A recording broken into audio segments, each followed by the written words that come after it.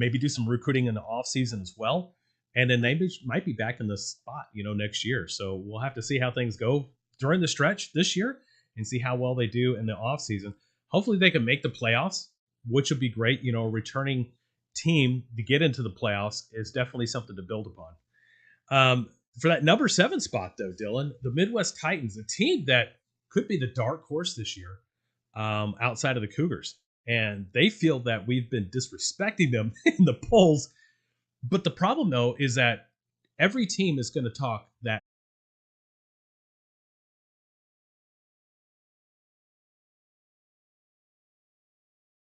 Now, I feel bad for the St. Louis Falcons for many reasons.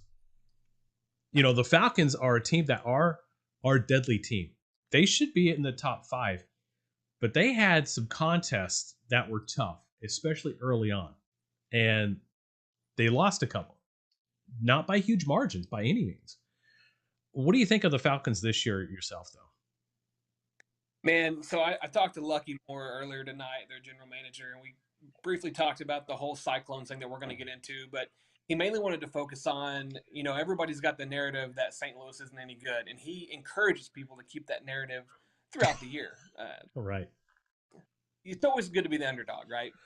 Yes. We played them week 1 of the regular season, and they're a good ball club, man. They've got Malcolm Johnson Jr. is a name that everybody needs to get really familiar with.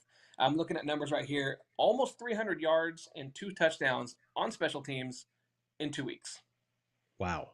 He took one to the house against my guys, and I've never almost had a stroke like I did in that game. He took it as far deep in the end zone as you can take it, and then he went the other way very quickly. Yeah. So this kid, their quarterback, I believe his name is Jordan Ledlove. Mm-hmm. He's a solid kid. I believe they tied in at McKinley State, if I'm not mistaken. But he's a big boy. He's a Josh Allen looking type quarterback, and he's very, very good. If they can get the pieces together, they could go on a run these next few weeks. But they have to stay mentally sharp, and they have to rise above what happened last week. And the season's still theirs for the taking. They could very easily be a number 3, number 4, maybe number 5 seed. Or, yeah, I mean, they're going to be fine. Lucky's a great guy, great ownership. He's got his head on right, and he's focused on next week. He's not looking at last week. So I'm excited to see them. I foresee them being in the top 5 in the next couple weeks. I would have to agree with you. Now that it's a little bit easier schedule now, it's tough for them to come back from that, but I think they're going to do just fine. So let's talk a little about last week's scores in the CMFL. I'll bring that up real quick. And as you can see, there's been a lot of good games, honestly. I can't say this more than what we have been right now, because honestly, the competition is there. We love seeing what's going on here. The Vipers are another team that I really like. I like what they've got going on for them, and especially in that Kansas City market. I think they're the top dog in the Kansas City market right now. The ECMO Eagles, that's another team that traveled pretty decently to beat the Generals last week, which the Generals, again, it's tough. They had the makings to make a run again this year, but things are just kind of falling flat. Cougars and Warcats, in that game, a 2-point game. The Cougars, again, I mentioned this earlier, is that being able to travel and get the job done is going to get you down to the stretch. The Titans, that's the other dark horse that I was telling you about against the Swarm. And we had the Swarm, surprisingly, in the preseason poll as number 10. We liked what we saw during our interviews. We liked seeing some of the things that they were doing. Unfortunately, they just haven't gelled yet. The Bears and Skyhawks, we got to see that one live on Southern Sports Network. And man, that game right there, I was really kind of enamored at the Skyhawks defense, and they were able to capitalize off a plethora of penalties, that the Bears were committing.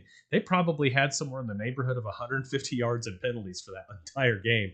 That just, you got all that talent, but you got to put it together. This First City Cavalry, of course, they dropped out right before the beginning of the season, so Tulsa gets their first win. You guys and the Punishers. Let's talk about that game, because what had happened, from what I was told from both parties, is that there was a scheduling conflict. Punters had a field booked, and unbeknownst to them, the administrators that had booked the field for them came back and said, "Oh, we messed up bad. There is a professional soccer game that's going to play later in the evening, but they needed to have the field, and so it was originally a 3 o'clock kickoff, if I'm not mistaken. That got pushed to noon was the proposed time. Well, in the bylaws, in the CMFL bylaws, it states that any game that is prior to 2 p.m. in any schedule change has to be agreed upon by both teams. Okay, so that's the first thing. The second thing is, well, where's Joplin, Missouri in relation to Springfield, Illinois? Well, that's a 6, maybe 7 hour trip, depending on if you have to get gas and all the other variables. And so you're asking guys to wake up at 4:30 in the morning, to get there by 5, to be able to make it there on time and give yourself enough time to warm up before starting a game. I'm sorry, guys. This is semi-pro. If you get these guys out of bed before 9, you're doing great. Yeah. Yeah, it's one of those things, man. We hate to drop a game, and no matter what chatter you see on Facebook and what chatter you see here, there, and the other, we don't want to drop a game. We traveled last year to Oklahoma City with 18 guys and wound up beating the Bears at Oklahoma City. We'll travel. It's not a problem. But asking guys to get up at 4 in the morning and get on the road at 4 in the morning, that's tough. And it's tough either way. A lot of us, there's a handful of us on the team that work 48-hour shifts. So, like, that's us coming straight off work and then 4 o'clock in the morning having to roll up to Illinois. It's rough. And I always Yeah, tell people when we talk about, like, bylaws are written for a reason. There's a reason that people anticipate these problems, and that's why things are there. I'm hoping the game for Memorial Day weekend gets scheduled. I know our ownership and their ownership are still in talks. We don't want to lose that game, or not lose, but we don't want to have that game off of the schedule this season. We need every game we can get, especially with 6 teams being in the running to play in the championship. You could absolutely. potentially get in a situation where you get left out if you drop a game or two. If you don't have enough games on your schedule, you could potentially lose out on a playoff bid just sheerly because, or purely because, you didn't have enough games that year. And that's a Hmm. rough way to end your season. You know what I mean? I mean, worst case scenario, you drop two, First City Cavs not going to have a game. And then if we miss this game, like, that's potentially 2 games that we don't get to put points on the board with. So Yeah. we don't want that. No, no. Now, the potential tier is that you can play that game during Memorial Weekend. There's a Mm-hmm. possibility there. Another possibility is that you push playoffs back a week, and you kind of fill that in right there too. So there's another possibility there as well. It's just tough whenever you get in this particular situation where it's a last minute deal, and I think that's the biggest problem with semi-pro, is that a lot of this is last minute. I was Mm-hmm. really surprised to see the schedule as early as it was, honestly. When that came out in December, I was like, whoa, I've never seen this out of any semi pro football league ever. Is to be able to have it so soon, which it was great on one hand, but on the other hand, you got to watch out for the teams that are going to drop. And you had 2 more teams that dropped. And now you've got an uneven, unbalanced standings, which, by the way, let's bring up those standings real quick and discuss a little bit about how those are affecting everything this year. And so, as you can see, we've got unbalanced 9 teams in one area, 7 teams in the Great Plains Conference, which the Great Plains Conference, honestly, I think is the tougher conference out of the two, just because of the talent level and the amount of talented level teams. You've got 5 teams in that conference that are actual viable playoff contenders. Only 3 of them are going to get in. And then on the other side, on the gateway, you've got 3 over there. Let's see, 1, 2, 3, 4 teams that are viable too. Um, I don't know. This is a tough one. A lot of people were coming up to me and asking, "Hey, why don't we just shift one team over to the Great Plains Conference?" Well, that means that you're going to have to redo the schedule. And I don't know if Mm-hmm. anybody really recognizes this, especially if you're a player, how much of a nightmare it is to get together with an administrator and try to change your schedule. you're talking about 16 teams having to do the same thing. It would never work. So there's that. Um, Now, you guys coming in, you're at number 3 right now in the standings. Now, these standings are what really gets you into this playoffs. And like we said before, there's only 6 teams this year. 3 teams from each side, each conference is going to be able to get it. You guys are at number 3 right now. Now, if you were to come back in and play and Memorial Day, that should all even itself out. What Right. happens though if you guys are unable to play that game? Man, I don't know. That's one of those things that you prep for everything in an off season. You prep for injuries, you prep for you losing players, losing coaches, but then you think you have it all figured out, and then you have 2 teams drop. You have an unbalanced board. You have 6 teams in the playoffs, and now you're dropping a game early on, and now you're sitting on that bubble going into week 2, week 3. I would hope that we can maybe grab a game from somebody else, later on down the road. But right now, I don't know. I hope they are able to figure it out so we can play Memorial Day. At the end of the day, like they want to play football, we want to play football. That's just the way it goes.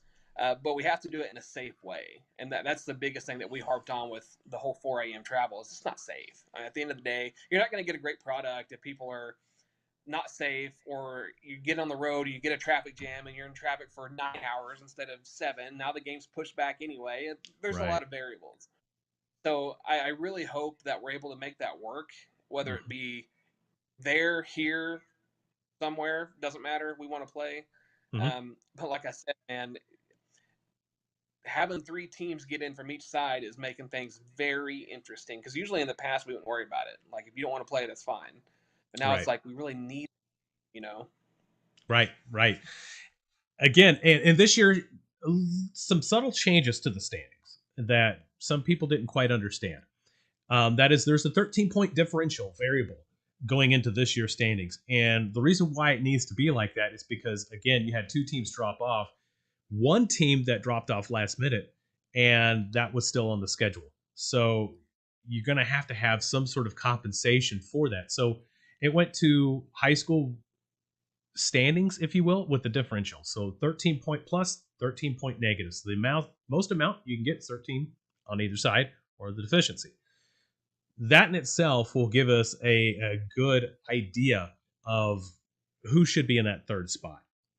And again, this year is going to be really competitive. So I can't wait to see how those are going to match up, and how close we're going to see. Are we going to see possibly 4 teams that with the same record? I doubt it, but it'd be really interesting to have 2 of the same record, and then you have to go by based upon the points there. So that's going to be funky for sure. Yeah, that's what we were telling our offensive guys the other day. It's got to be all gas, no brakes all season, and that because everybody's looking for that as much as you can get on there. You're trying to get as much as you can when you can get it, because you never know when you're going to have to play for your life at the end of the season, so to speak. So Right. you really got to be into starting early and make sure you got your stuff figured out, because it's going to be a wild last couple weeks. Yeah. Speaking of which, what do you guys do? Are you doing anything different in preparation for this weekend when you guys are facing off against the Bears? Man, so somebody asked me that the other day, and I always tell people when they ask me this question for big games, if you don't understand how big of a game it is, you live under a rock. Okay, so we're just get the elephant out of the room. The Bears are the Bears. We are who we are. So that's out, right? So like we know who we're playing. They know who they're playing. The whole league has got their eyes on this game. We just got to prep like we do every single week. Every single week, we got guys watching film, doing extra workouts, extra cardio, and that's been the standard at Joplin since last season, and it's even Mm-hmm. turned up more since we won that trophy this year. Um, Everybody knows how we played in Minnesota, and I'm not going to shy away from it. It's got a bad taste in our mouth, and we're hoping to get the Mm. Stockman again later on in the season, so we can show them that was a fluke and that's not how we play ball. But that's got the chip on our shoulder. It's very odd. It's a very odd dynamic to be the returning champs with a giant chip on your shoulder, because the last game you played was rough. You know, Right. so as far as doing things different this week, no, we know who they are. I mean, they're a great football team. Cox is a great coach. It's going to be a game, man. I am more excited this week than I've been in a long time. and I'm ready to go. I'm ready for it to be Saturday. And same here. We're gonna be there. I'm gonna be there personally. And one thing I have to definitely tell you though is I'm gonna be testing out those concessions. So I don't know what you guys got going on, but it better be good because last time I was a little disappointed because we'd only had like candy bars and stuff. There was no real good concessions. I'm gonna get my fat boy on, guys. So I don't care if you bring out a food truck, if you bring out somebody doing barbecue, highly recommend. If you're gonna do something like that, get a hold of the guys at Hogtied up in Aurora. Just saying, because that's the absolute best barbecue on the face of this planet. And I've been to just about every good barbecue from Snow's to Franklin's up at Q39. I've been in many different places. That man right there, oh, if you don't know, gotta go. You gotta go. Hogtied and Aurora. We're Anyway, gonna try to so get somebody. I know Trackside's been pretty good to us in the past, so we're trying to work on people. Obviously, schedule's got to link up, but if nothing else, my beautiful bride will be running the concessions that night, and I will have her make something on her way home, or grab some on the way home from Florida on Saturday morning, and have it special for the SSN crew for sure. sweet. All right. Looking forward to it. We're actually going to do a little op-ed there at halftime. I'll do a little video and everything and let you guys know. So, Cool. speaking of last week, we're going to dive into, the hot topic, if you will. And that is the fight that occurred during the game, St. Louis Falcons, and of course the Cyclones. Cyclones player gets a little heated, and of course we've all been there. We've been heated on the field. It's okay. What's not okay though is the lack of self control. You rip off a guy's helmet. Okay, that's one thing. We've done it. I've done it. It's okay. Swinging it at him to begin with is a bad thing. But not even noticing that the official is in front of him. I think it was an accident. I don't think he meant to hit the official. But you gotta show some self-control on the field because here in Oklahoma, if you do that, it doesn't matter if the guy's gonna press charges, it's an automatic felony. And that stays Mm-hmm. on you like genital warts. You're not getting rid of that. No, and the thing of it is, like that's all anybody wants to talk about. It was a great game between the Falcons and the Cyclones. It was anybody's game, honestly. You still had quite a bit of football left. When you take somebody's helmet off and you try to hit them with it, I said this when Myles Garrett did it a few years ago. If Mm-hmm. you did that in the Walmart parking lot, everybody would want you in jail because that's swinging a deadly weapon at somebody's Right. head. What if you connect? Yeah. Death, concussion, Yeah. brain injury, any number of things. You got to have self-control. And the bigger picture, like, seen a lot of dudes talking about it. Oh, that's funny, blah, blah, blah. But you got to understand what it does for the whole organization because people don't understand that that's a one-off thing. Now you hear semi-pro and you think of thugs and you think of, I don't want my kid to go to that. And we're trying to get Right. fans in the stands, marginalize everybody and get everybody out of the stands and play just amongst ourselves on the field. So it's going to take a lot. I believe I heard correctly that they lost their home field. Is that right? That's what I heard, Lucky say, which is tough. It was a beautiful field. So not only do they lose their field, they got to find another one. I'm sure they have a backup. Hopefully they do. And if not, I would say if it were me, I'd reach out to Coach Galladay and be like, I need to use your field too. We need to maybe do some tandem stuff. That could help bury the hatch in this whole thing, which Coach Galladay did a good job at making sure that he voiced what was going on and said, all right, we got rid of the player. These things do happen. We've seen it in even the professional ranks. It gives the rest of us, though, a bad look, if you will. But there's not a whole lot more that you can be doing, honestly, because these are grown adults. We're all grown adults here, and some of them just kind of get out of hand. So Coach did a good job at making sure that was addressed fast and took care of it. And now it's just the fallout, I feel bad for the Falcons because not only did they lose that, but they lost a ref crew too. And it's going to be harder for that area. Not only that area, but a lot of other areas because that video spreads. It gets viral sometimes. And Yeah. I can't tell you, it puts a bad taste in the officials' mouths, especially if everything's not controlled. Even here, I was talking to some of my officials buddies and they're like, yeah, this is the reason why we don't do semi-pro anymore. It's like, well, what do? You gotta have some sort of security. or you got to have some sort of I don't know what you got to do at this point to make sure that the officials are safe and they're not getting blasted on the field. This is 4 years in a row that an official gets assaulted. 4. Yeah, man, those things, it's hard enough, and I would love to just be in some of these kids' minds sometimes, because the world is not all about you, and it's not about your street cred. It's not about that guy says something about you, who says something about you and your mom. Like, when you put on a jersey and you rep a team and a hometown, like, all that stuff goes away. And my first year here, we had just had the 2 officers killed in Joplin. Obviously, the tornado had happened a few years back in Joplin. Joplin's got a lot of tragedy in their history, and I always tell the guys, the new guys, like, bro, you put Joplin on your jersey, like, that's home to me. And I've been through a lot of stuff, and everybody's been through a lot of stuff in Joplin. So, like, you represent this team. You represent Sam and myself and Clee and everybody on the sidelines. So now you have to have people understand that even though it's a semi-pro person that did that, that's not indicative of the league as a whole. No. He's been dealt with. He's done that cancer is cut out, so to speak. And I would love for the Falcons and the Cyclones to release a joint statement and say, look, that problem's been taken care of. The hatchet's been buried. We want to move forward. It's not indicative of our programs, our squads, our coaches, and let's just move forward. Because I still feel like there's a lot of tension with, things just going on. And you just got to, with time, it'll move on. It's not the first time it's happened, unfortunately. And unfortunately, it probably won't be the last. But there has to be punishments in place for guys that hit refs, who swing on dudes, who throw helmets at people. Like, we don't want that. No, we don't want to hear it. You guys don't want.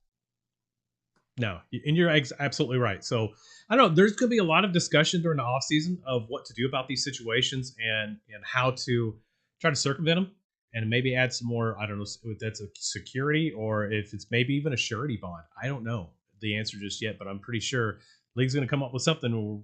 We'll be right on it and try to report whatever we find. So that's, I think that will be it. But that should be it for the end of our segment here around the league. And again, I'm Chris Dotson, joined in here by Dylan Mills, who's also our analyst for Southern Sports Network on our football on Friday, Southern Football Friday night, I should say. And it's been a pleasure. Thanks so much, Dylan, for joining me today. Good luck this weekend. We're looking forward to being there, and I'm going to be there personally, so we'll be around. Stick around next, because we are going to have our next segment here. I'm going to get into my predictions and weather right after this.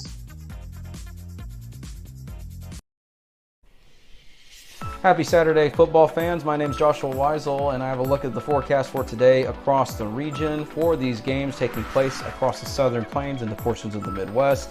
And unlike the past couple of days where we've had turbulent weather, and the past couple of weekends where we've had turbulent weather across the Southern and Central Plains with that active severe weather and a couple of games questionable due to that severe weather, this weekend's not going to be that same case. We're talking beautiful, mostly clear skies across all of these games with beautiful mild temperatures. So it's not only going to lead to perfect viewing for fans of these games, it's also going to lead to a perfect evening for the athletes on the field. It's not quite hot, it's not quite chilly, and we have those clear skies across the region. So we hope you get out, support these teams, and watch these games, because the weather is going to be perfect. So we know that that's a lot to look at with this. We're going to break it down into regions, starting with Western Missouri. Kickoff for the Oklahoma City Bears at Crusaders. It's going to be around 6:30 p.m. And this game is going to be taking place in Joplin, Missouri. And we're talking upper 70s at kickoff into the mid 70s by game end. Then the Central Cougars are playing the Titans. This is going to be taking place in Kansas City.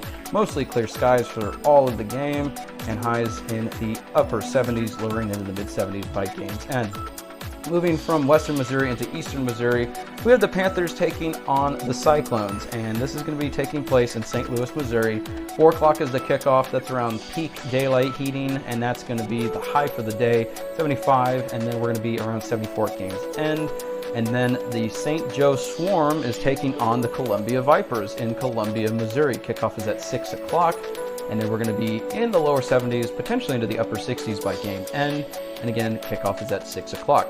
Finally, we have one game in Eastern Missouri that didn't fit into that graphic, and this is the last game in Missouri, and that is the Punishers at the Eagles. And this game is going to be outside of St. Louis, Missouri, and Washington, Missouri, for those who are wondering where this is located. 6 o'clock is the kickoff. We're going to be in the upper 60s into the lower 70s for the start of the game, and then mid to upper 60s by game's end, mostly clear skies.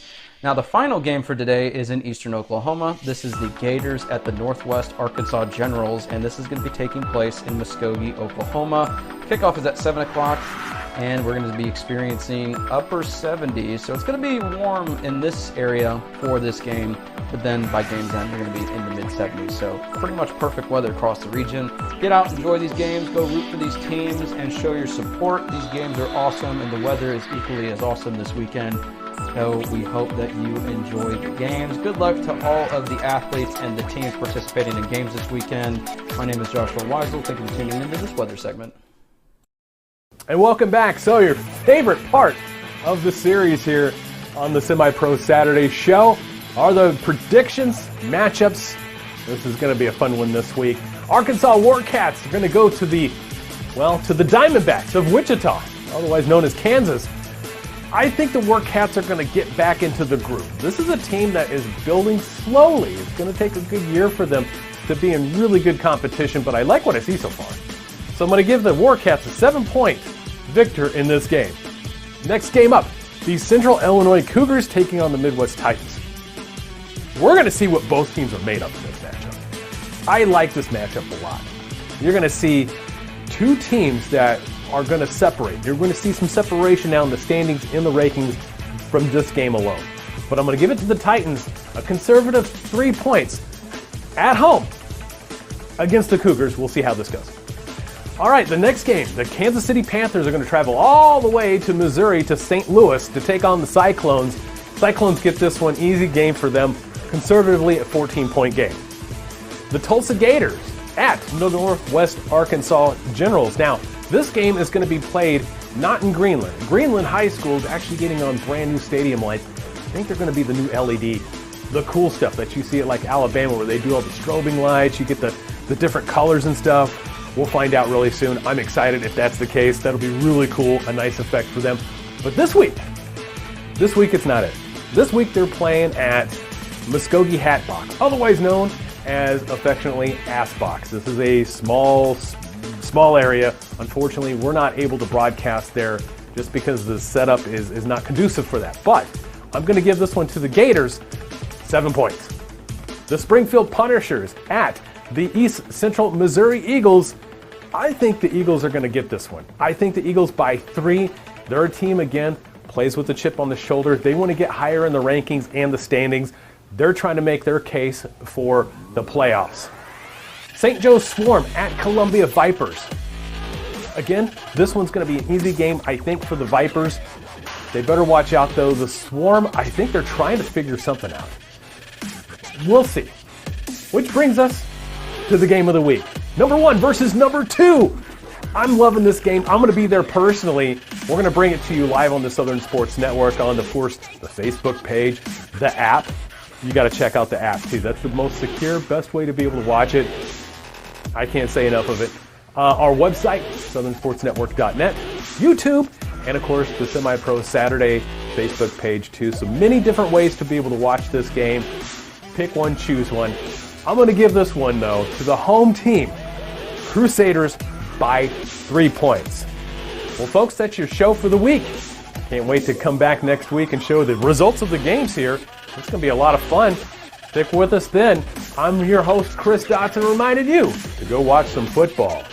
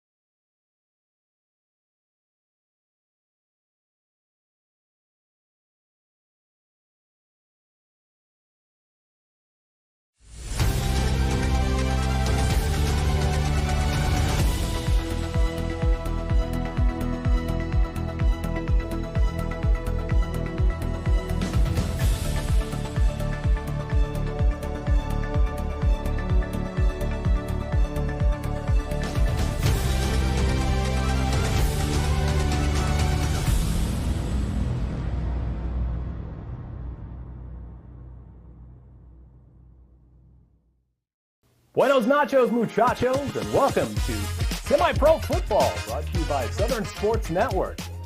Semi-Pro Football pre-game show here. We're going to discuss this week's matchups and a whole lot more in the CMFL, otherwise known as the Central Midwest Football League, who are comprised of 13 teams spanning all the way from Nebraska, Kansas, Oklahoma, Missouri, Arkansas, and Illinois. Quite a wingspan. Some of the 13 teams here are comprised of the former Four-State Football League and the Midwest Football League. Add in a few new teams in the mix, and here's what we got.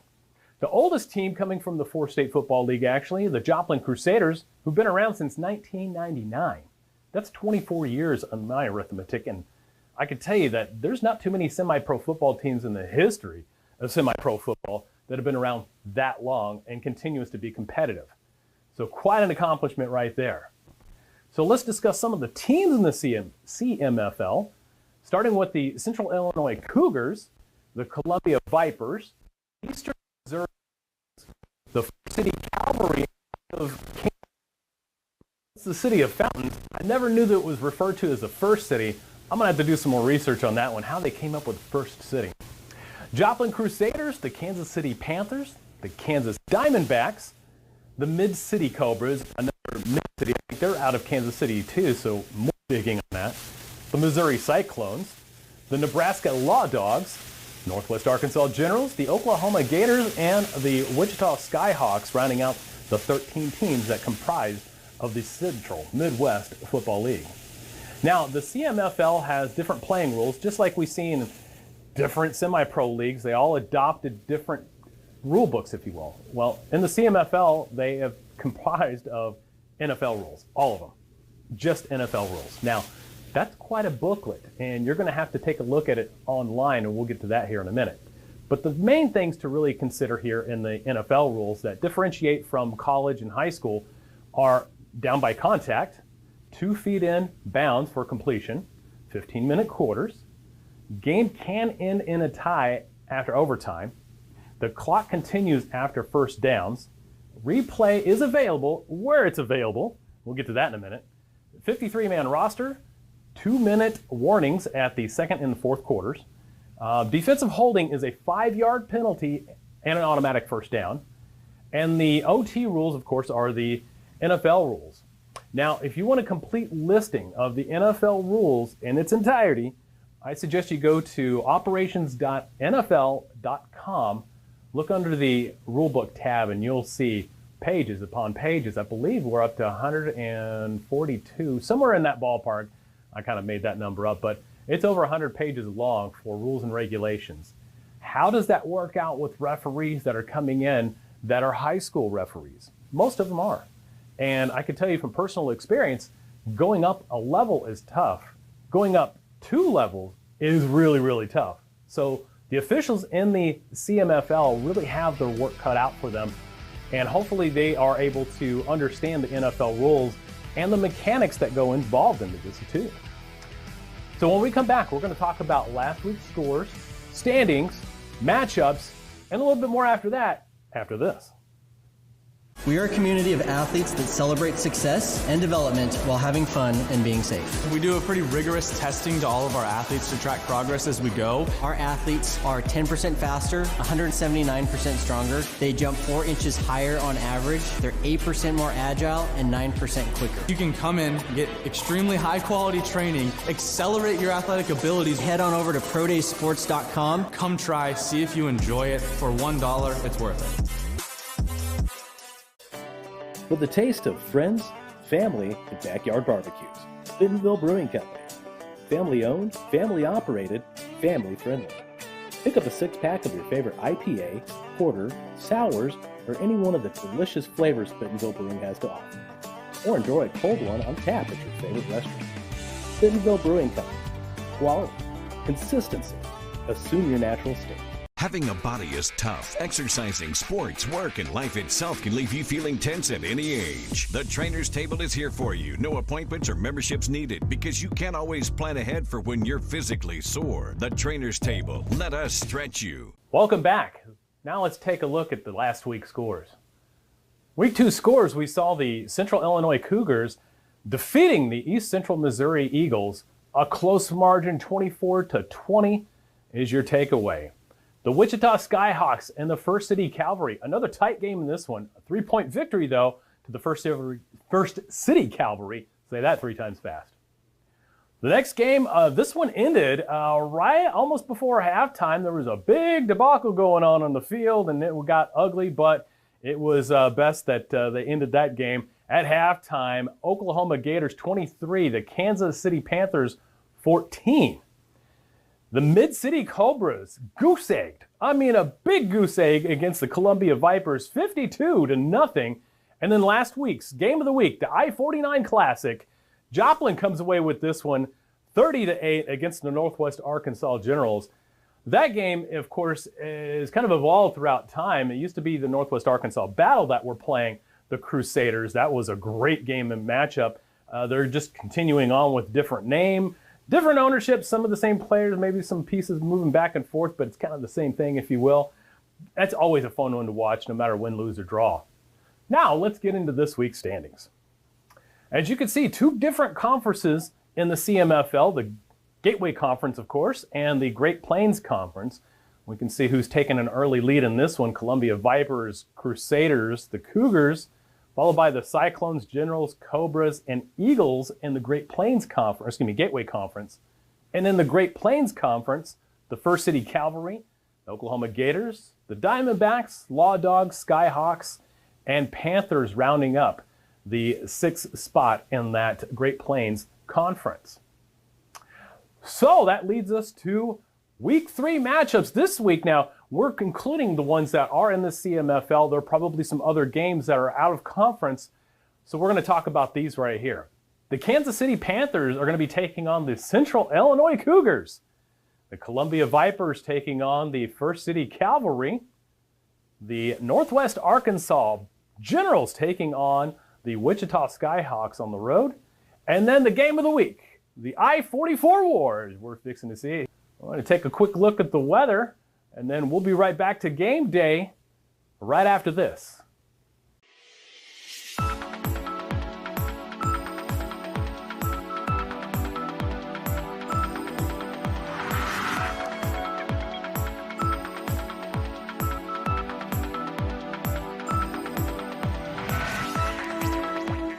Some beautiful weather out there, 70-degree weather throughout the entire region.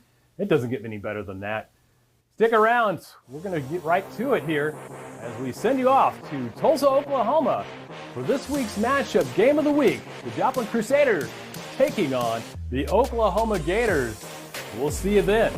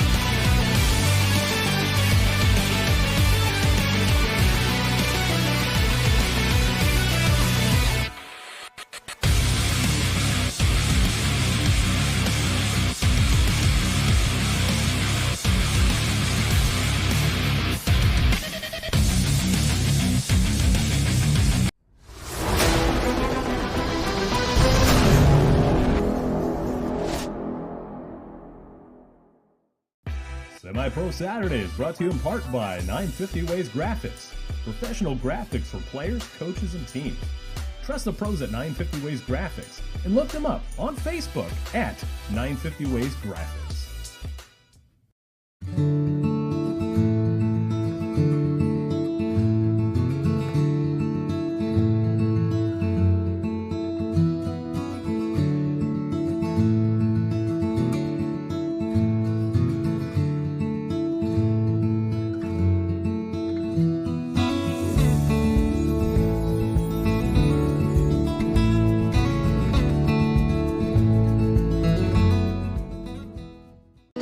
Things could be stranger, but I don't know how.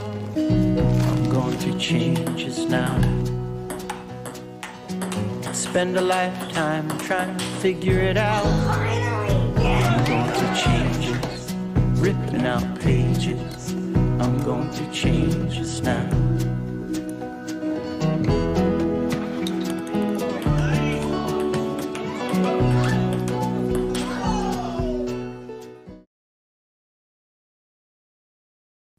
Semi-Pro Saturday is brought to you in part by 950 Ways Graphics, professional graphics for players, coaches, and teams.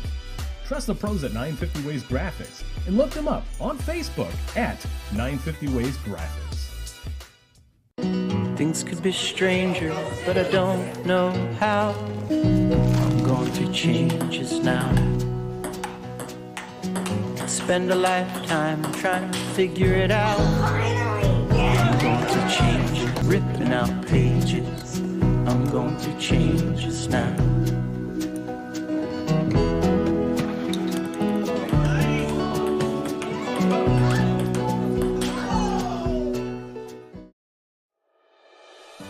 There's no place like home. Whether you live in Oklahoma, Arkansas, or Missouri, Realty Mart USA is your go-to real estate company for residential, commercial, agricultural, or land. We believe in strong connected communities and sponsor local events. Realty Mart USA, supporting our communities, supporting our future.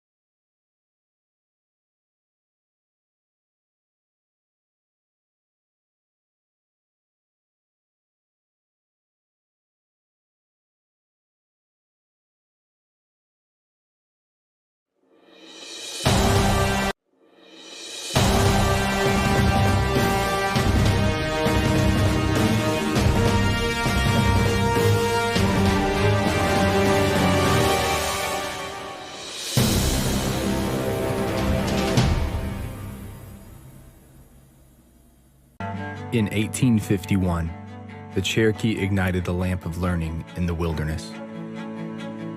For more than a century, this has been a gathering place where minds are developed and lifelong relationships are made, where dreams find direction. The lamp burns brightly still at Northeastern State University.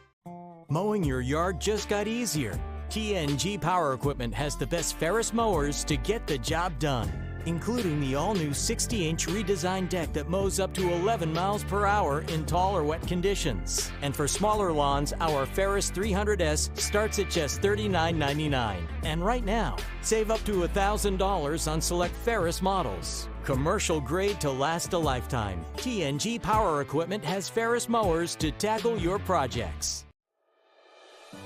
There's no place like home. Whether you live in Oklahoma, Arkansas, or Missouri, Realty Mart USA is your go-to real estate company for residential, commercial, agricultural, or land. We believe in strong connected communities and sponsor local events. Realty Mart USA, supporting our communities, supporting our future.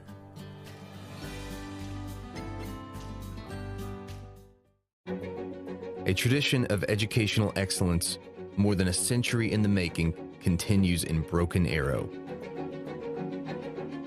Here, supportive faculty, in-demand undergraduate and graduate degrees, and affordable tuition make Northeastern State University your transfer destination.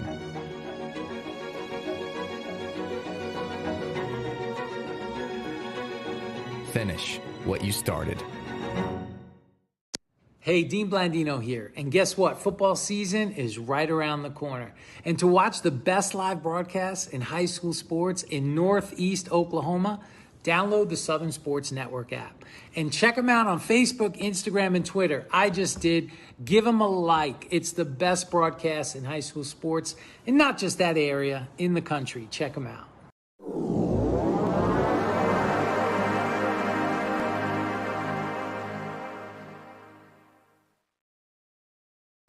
Semipro Saturday is brought to you in part by 950 Ways Graphics. Professional graphics for players, coaches, and teams. Trust the pros at 950 Ways Graphics and look them up on Facebook at 950 Ways Graphics.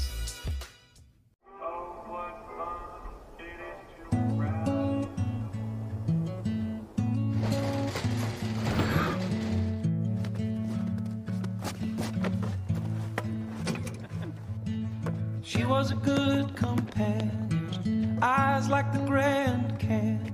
She was an American beauty. She was a long goodbye. She was the best I lived by.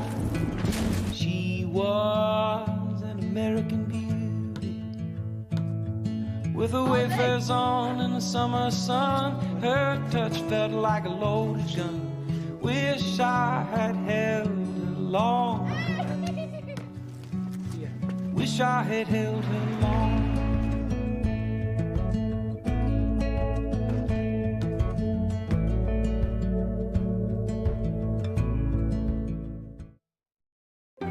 We are computer science pros, chemists and lab technicians, health professionals, mathematicians, and science educators. We are the Greg Wadley College of Science and Health Professions at Northeastern State University. Choose from degrees in natural sciences, health and pre-health professions, mathematics and computer science, and more. Discover the possibilities at Northeastern State University. My name's Todd Harden, and I am Todd's Coffee. The reason I do this to begin with is because I really want people to experience coffee. What I'm doing and what other roasters are doing as well is, we're trying to figure out what the bean is trying to tell us. My goal and my customer really is, there's probably 2 out of 10 people that could taste the difference in one of my better roasts versus an average roast. If I can make those people happy, I'm making everybody happy. And so that's kind of my philosophy when it comes to roasting. You can just go to toddscoffee.com. You can get a whole bean, or I'll grind it for you. Either way, just there'll be a drop down in there that you can order it that way. So order some coffee. Things could be.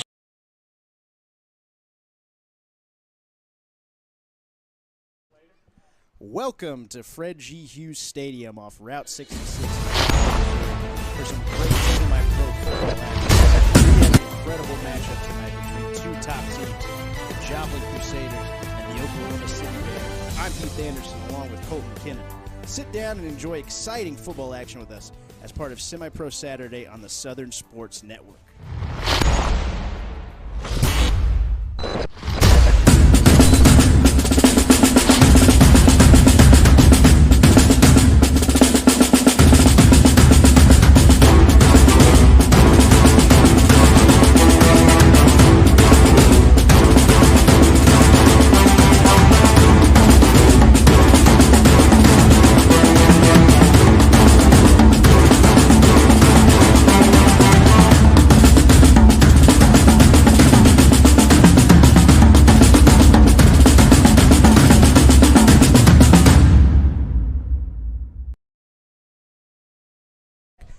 Colton, this is the biggest matchup of the year so far in the Great Plains Conference. We got to talk to Coach Sturgis and Coach Cox, both the head coaches of these teams, and they're both coming in with an interesting attitude for two teams that are at the top of the conference. Yeah, absolutely. Both coaches really want this game to be an impact game. Both coaches think they're kind of the underdog, whereas we kind of have a tale of two different teams, though. Obviously, Oklahoma and Coach Cox, they really have led on their defense. They've leaned on their defense these past two games.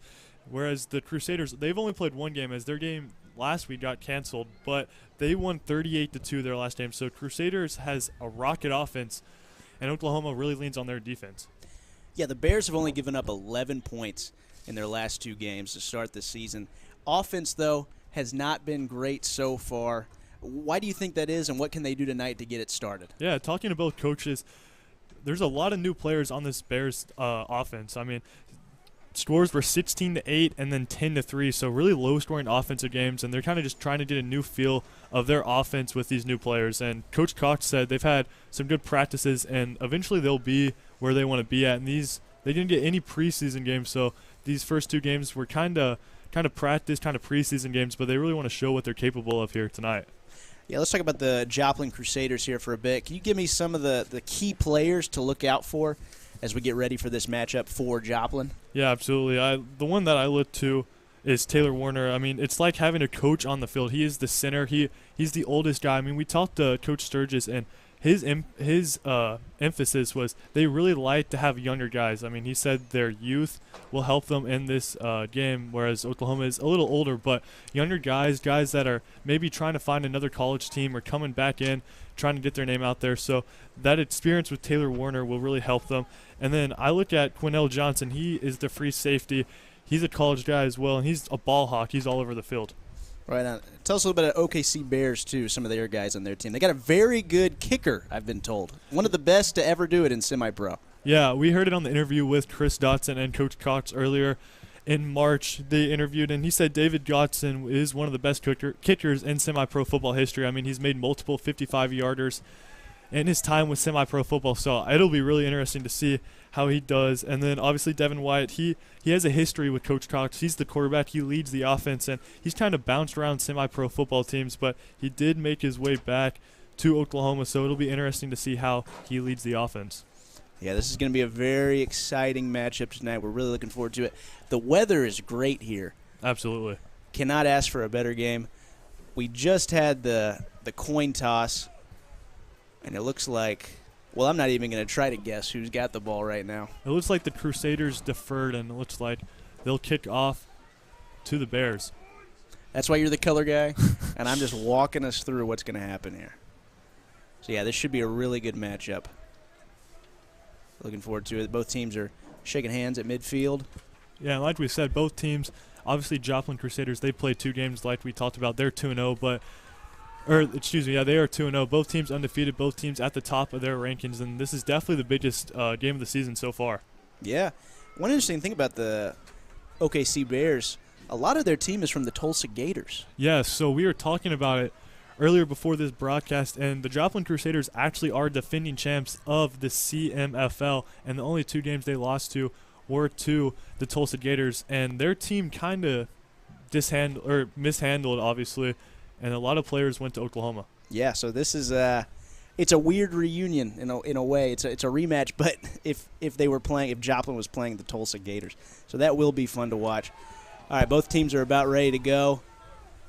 Referees are getting ready. Teams are getting ready for the kickoff. Let's play some football, Colton. Absolutely. It's a beautiful night, like you said, and should be a good matchup. Yeah, and a lot of these players, they're coming from all over. Yeah, I'm looking at this Oklahoma Bears roster. I mean, you have guys that played from all the way from the high school level, even to the NFL level.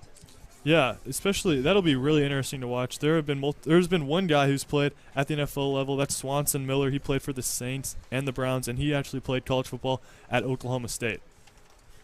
So we'll see if we can call his name at all tonight. Both teams lining up.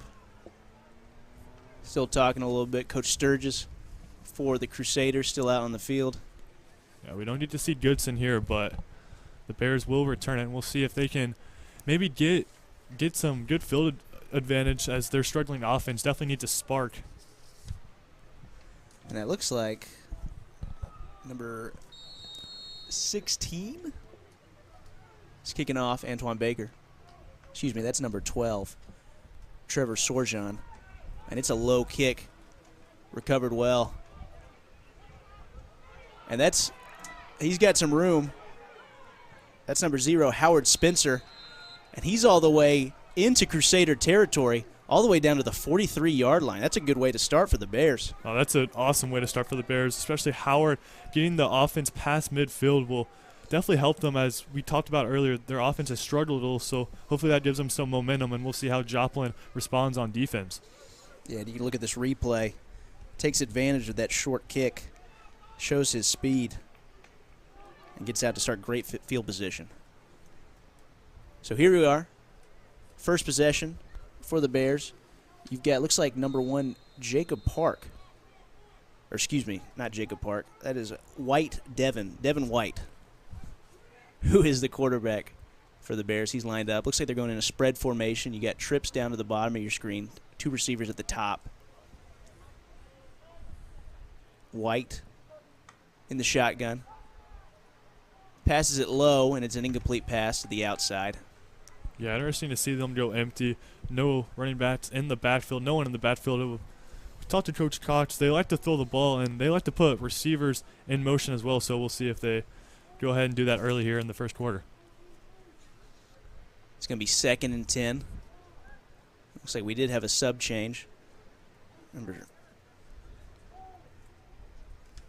Looks like number 13, DeMorris Coleman, coming out, and they do have a running back in there now. He lines up to the left side of White. Still got 4 receivers. White takes a snap. And it's a short little pass to the outside. Gets a couple of yards. Good tackle there by a Crusader. Yeah, it looks like they wanted to get a couple of yards to get 3rd and manageable, but not. Looks like the defenders on the Crusaders kind of broke that block, and it looks like 3rd and long. So we'll see how the Bears operate in this tough spot early in this first quarter on their first drive. Yeah, what do you think here? So we can talk about 4-down territory if we need to, but are you passing here? Or are you trying to get just a couple yards to make 4th down easier? What's your plan here if you were the coach? I'm passing here. I want to spark on this offense. They haven't got going the past couple weeks, so I want something that gives them 1st down and gives them momentum for the rest of the game. Looks like you have a one-on-one matchup to the top of your screen, trips to the bottom, and we had movement. Looks like it was a false start. Looks like a false start. Receiver jumped early. And that's what's going to kill the Bears. Like Coach Cox, we were talking to him earlier, penalties has killed him, and he said if they have penalties today, like they've had in the past couple of weeks, they'll lose by 40 points. And so actually, they're going to call offsides on the Crusaders.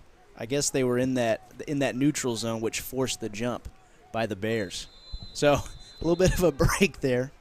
Big break right there for the Bears, and they'll be in really good field position now for this third down, and definitely a 3rd and manageable. 3rd and manageable indeed. So they're going back to this trips at the bottom of the screen. Looks like a little bit of a different formation from the last play. White gets the ball. He hands it off inside, and that's a good run for a first down for the Bears. Yeah, really good play call right there. Really good first run of the game. Moved the sticks as well, so first down, early first down. Really good for the Bears not to go 3 and out on their first drive.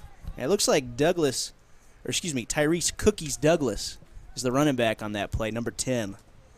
Great nickname, Cookies. Yeah, that's an awesome nickname. Looks like he also plays some defense for the Bears as well. Out of Southern Nazarene is Cookies Douglas. He lines up now on the right side, motions, though, to the left side now of White. He takes a snap. He drops back. He's looking around. He gets flushed out now, and he takes it himself. Ooh, and he gets bumped right at the line of scrimmage. Was trying to make something out of nothing and just got back. It was a big hit right there by Pinanati for the Crusaders. So White didn't really have anywhere to go at all. Yeah, Pinanati just bumped him right into the ground there. And the Crusaders aren't really sending anyone on defense, but the coverage for the corners and safeties has been really well so far. Yeah, they haven't been able to really get any shots deep yet. And it seems like that has been a sort of a problem with them so far, is just trying to find that big spark on offense. Yeah, absolutely. So it's 2nd and 10 now. 4 receivers. Cookies to the left of White, who takes the snap. He drops back. He airs it out long, and a little bit of a miscommunication between him and his receiver, and it falls incomplete. That was Spencer Howard, the intended receiver, who was the one that returned that kickoff. Yeah, Howard, the kickoff returner, had the safety beat. It looked like quarterback wanted him to go to the right side of the end zone, but Howard kind of just ran straight. So definitely a missed opportunity right there. And here comes another 3rd and long for the Bears. 3rd and long. Let's see if they can convert this one. They got helped with a penalty last time. And let's see if Joplin can hold them here.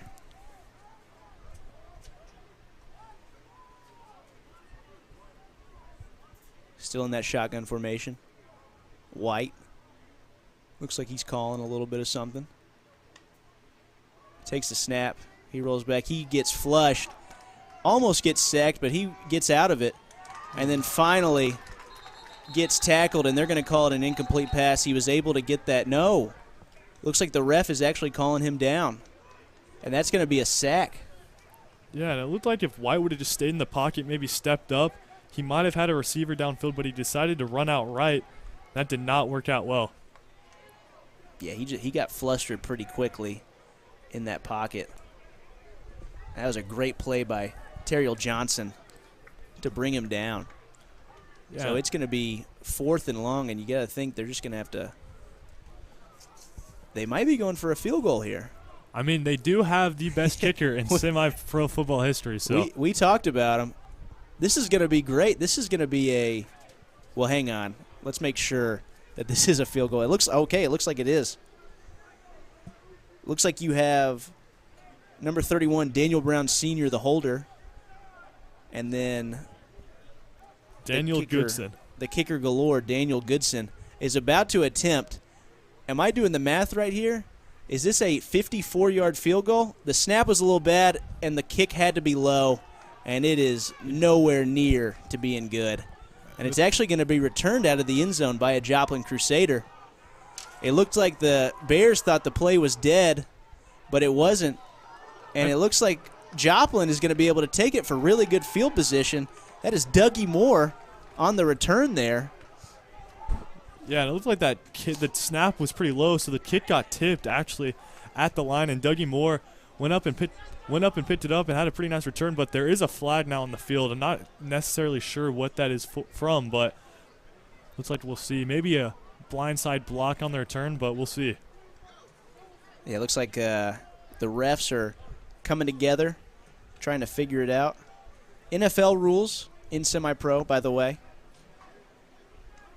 And so they're talking it out right now. It looks like they might even just pick up the flag. And it looks like Coach Sturgis is trying to see what's going on, too. He's a little confused. Coach Sturgis. A lot of heart for this team. He is as involved as a coach in semi-pro that I have met so far. Yeah, he made a really big emphasis about how his players want to go to practice, how they want to get better. Really good group of guys that play under Hellman, and they're led by a really good coach, too. And so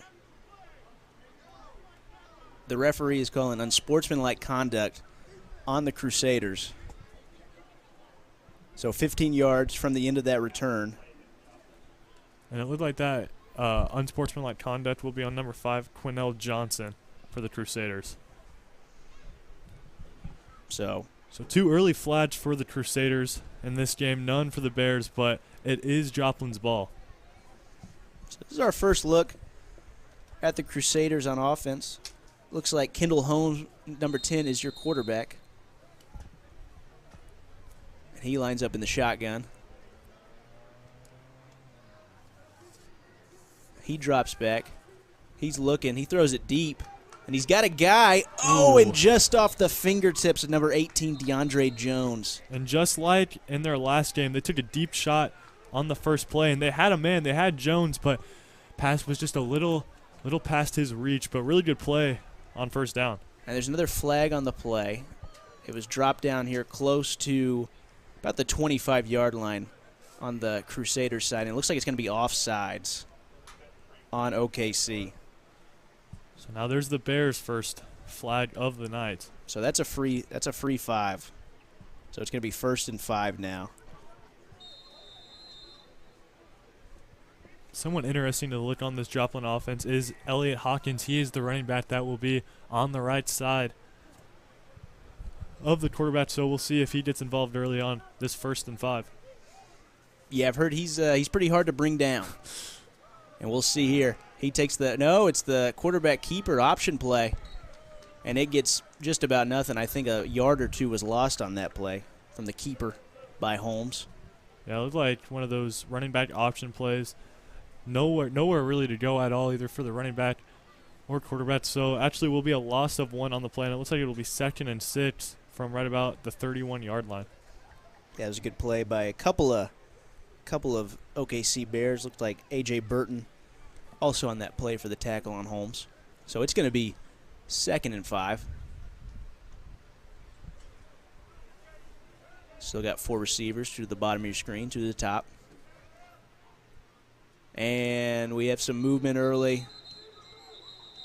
What do you think? Do you think like it is going to be false start? Might have been on one of the receivers. I think that is number 18, DeAndre Jones, who jumped off sides. And Holmes is pretty upset right now. It looks like he really did not want another loss of play. But now it'll be 2nd and 11, from 1st and 5 to 2nd and 11. Kind of kicked themselves in the foot here the last couple plays. So it's 2nd and 11. It'll be interesting to see if they run it here, try and get 3rd manageable, or if they'll maybe take another deep shot or have a slant go across midfield, but we'll see. Still got trips to the top now. So it's 1-on-1 at the bottom of your screen. And it looks like he's going to that 1-on-1. And it's a good catch for the 1st down. That's number 2, Terriel Johnson on that catch. Yeah, really good play by Johnson. He also was on the defense on the first drive for the Crusaders. Coach Sturgis said they can really put Johnson anywhere, and he is a big play player, so really good play right there for the Crusaders' first down of the night. Yeah, great connection by them there. And good call by you looking at that 1-on-1 matchup. On 1st down, a little bit of a bobbled snap here, and that means that Hawkins has nowhere to go with it. He's going to lose about 2 yards. Yeah, it looked like the snap might have just went to Hawkins. We'll see on this replay. Yeah, it looks like Hawkins actually caught that snap. The snap was a little to the right, but Hawkins had a loss of 2, but now there's a player down for the Crusaders. And with that injury, we are going to take a break. We will be right back. It is still 0-0 first quarter.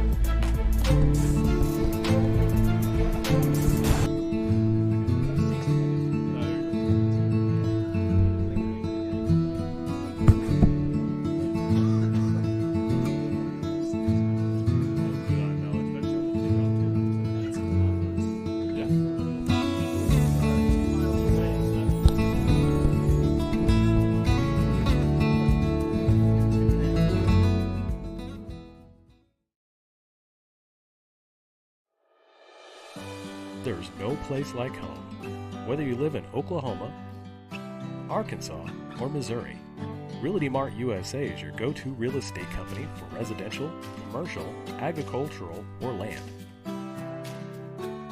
We believe in strong connected communities and sponsor local events. Realty Mart USA, supporting our communities, supporting our future.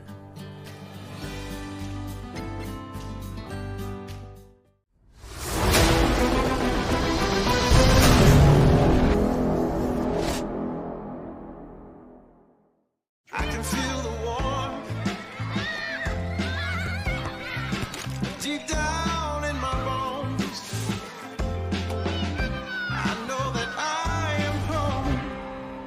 I miss him too. Love brings us here. Together's where we all belong. You're my home.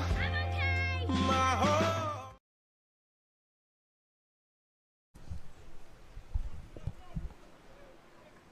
That is Jacob Friend for the Crusaders, who is being helped off. We hope that's not a long-term injury. We hope he'll be back here pretty soon as they walk him off the field. Yeah, Eric Thornburg went out there to help him off the field, and hopefully Friend is okay, but nonetheless, it'll be 2nd and 12 for the Crusaders. Holmes still in that shotgun. He takes a snap. He drops back. Immediately gets flushed out of the pocket to his right. Pump fakes, and he actually gets it out, and he makes a great pass and a catch to Tajon Curry, who gets all the way past the 35-yard line. What a play. Now I see how they beat their last team 38-2. I mean, that was an insane scramble, insane catch by Curry. Busted play right there. Really turned into a massive gain, and it'll be first down. Now, on a really good Bears defense, you don't see that a lot from the Oklahoma City Bears. Really kind of perfect placement on that pass by Holmes. And, yeah, I mean, he made something out of nothing. Nice little pump fake to get his receiver some space, and he did the rest. 1st and 10 now in Bear territory. Holmes is dropping back, but he's getting swarmed by a bunch of Bears. Able to get it out again, and another great pass. This time it looks like to number 11, Helowa Williams, inside the 10. The Bears are bringing pressure, but Holmes is doing a really good job escaping on the right, not getting flustered, not trying to run through defenders and not throwing it away, having the perfect amount of patience right there to find an open man downfield. You see that replay right there. Perfect placement. So it's 1st and goal right around the 6-yard line now. Bears are showing a little bit of pressure. And it's a little outside handoff. And we get a couple yards. It looked like Johnson was the one on that run there. He came from the outside. Yeah, and they talked about how Johnson likes to go in motion. I mean, they have him at receiver, but he did play running back a couple years ago for his college, so they like to put him in motion, and they'll definitely do that again. So they got a couple yards on that play, and it looks like it'll be 2nd and 4. 2nd and goal from the 4-yard line. So, yeah, 2nd and 4. Looks like they're running out with the same unit. No subs or anything on this part of the play. Wouldn't be surprised if this was Elliot Hawkins' time. Let's see what they draw up. And you're exactly right. They are going to hand it off inside to Hawkins, and he's fighting for any sort of yardage he can get, and he might have gotten a yard, or he might have even lost a yard on that play. Looks like they're going to spot him down at the 5, so he did lose a yard. Yeah, that was really good defensive pressure by the defensive line, not letting Hawkins go anywhere. And Hawkins is a really hard player to get down. So that was a really good job by the Bears, and we'll see if they can have a goal line stand right here as they have 3rd and 5 now. Yeah, it seems like this D-line for the Bears so far is winning the battle at the line of scrimmage. Absolutely. 3rd and 5. Big play in this first quarter. Holmes takes the snap, fakes the handoff, and he's got a guy wide open in the end zone for a touchdown.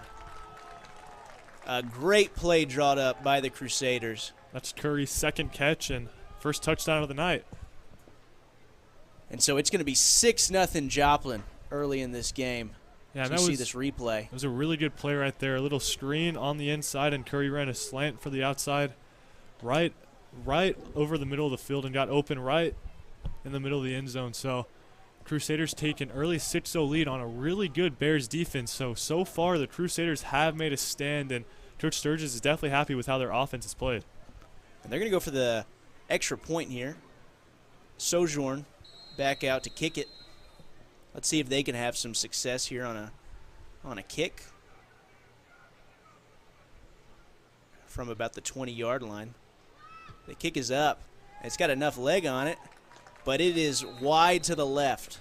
No good. So it's going to stay 6-0. Great first drive there by the Joplin Crusaders. And we're going to take a quick break. We'll be right back. In 1851, the Cherokee ignited the lamp of learning in the wilderness. For more than a century, this has been a gathering place where minds are developed and lifelong relationships are made, where dreams find direction. The lamp burns brightly still at Northeastern State University. And we are back 6-0 with 4:16 left to go in this first quarter. Crusaders are up now. What was the success that they were able to have on that drive? Yeah, I think they had the perfect balance of running the ball and passing the ball. We saw a couple handoffs to Hawkins, a couple lost yards, but a couple also with some good gains. And then we saw Tajon Curry. Curry definitely the X factor on the first offensive drive. He had about a 20-yard reception to get the first down on 3rd and 8, and then obviously the touchdown catch to put them up 6-0. But they did not make the extra point, so we'll see if that goes ahead and hurts them later on in this game. Yeah, we're going to see how the Bears respond here. Sojourn ready to kick off. Referee blows his whistle, and we're ready to go. It's a higher kick this time by Sojourn. Returnable, definitely. Oh, and there's space there. A bunch of speed, and that looked like once more. Was that Spencer Howard on the return once more? Yeah, Spencer Howard with another good return, getting just across the 50-yard line again. Really good 2 returns for him. Yeah, his first return was just right around the 40 of the Crusaders, and this one right at midfield. Yeah, it looks like this ball actually is directly on the 50-yard line, so we'll see if the Bears can get something going on their offense. First drive, they didn't have any penalties, but their only first down was on a Joplin penalty, so we'll see if they can get a true first down here on this drive. Yeah, we're going to see this team come back out, see how they can respond.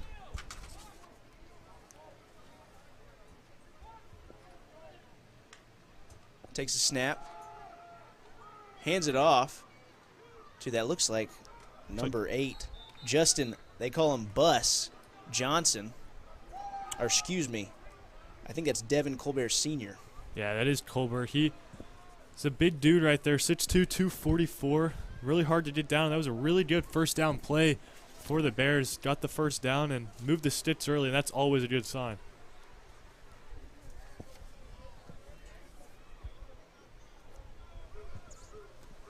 And so it's a good way to respond for the Bears.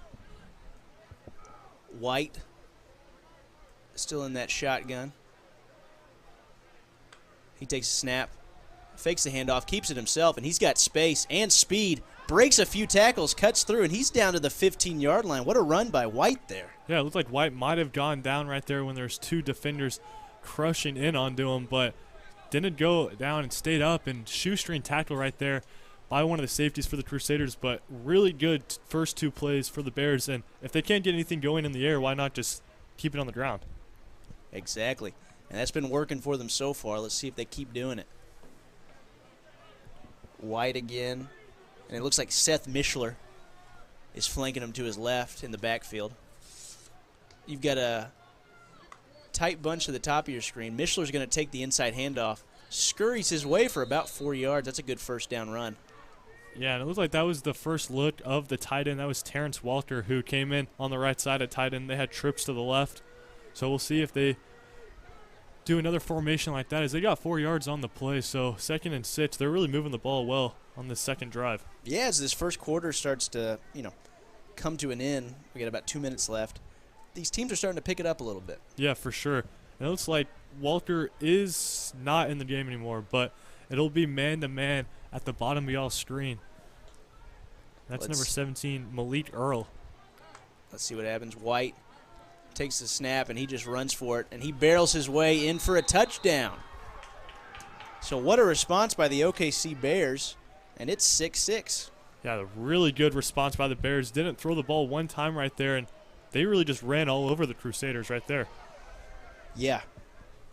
Did not complete a pass. Didn't even throw a pass, I believe. We just ran the ball down the field. In for a touchdown is Devin White. Yeah, White at 6'1", 210. Pretty hard person to get down. He has some speed, as you can see, as well. And now it's 6-6, and we'll see if the Bears can capitalize on their extra point attempt to take the lead here late in this first quarter. You got your kicker. Again, that's number 2, David Goodson, out there, ready to kick this extra point. He missed a extremely long field goal on their first drive. It was about a 54-yarder. About a 54-yarder. You don't see that much in semi-pro level or at the high school level. And that kick is up, and it is good. So the Bears respond and take that lead. You know, you made the reference. Wonder if that missed extra point by Joplin is going to hurt them, and it just might, because the Bears just took a 7-6 lead with 1:12 left to go in the first quarter. We're going to take a quick break. We'll be right back.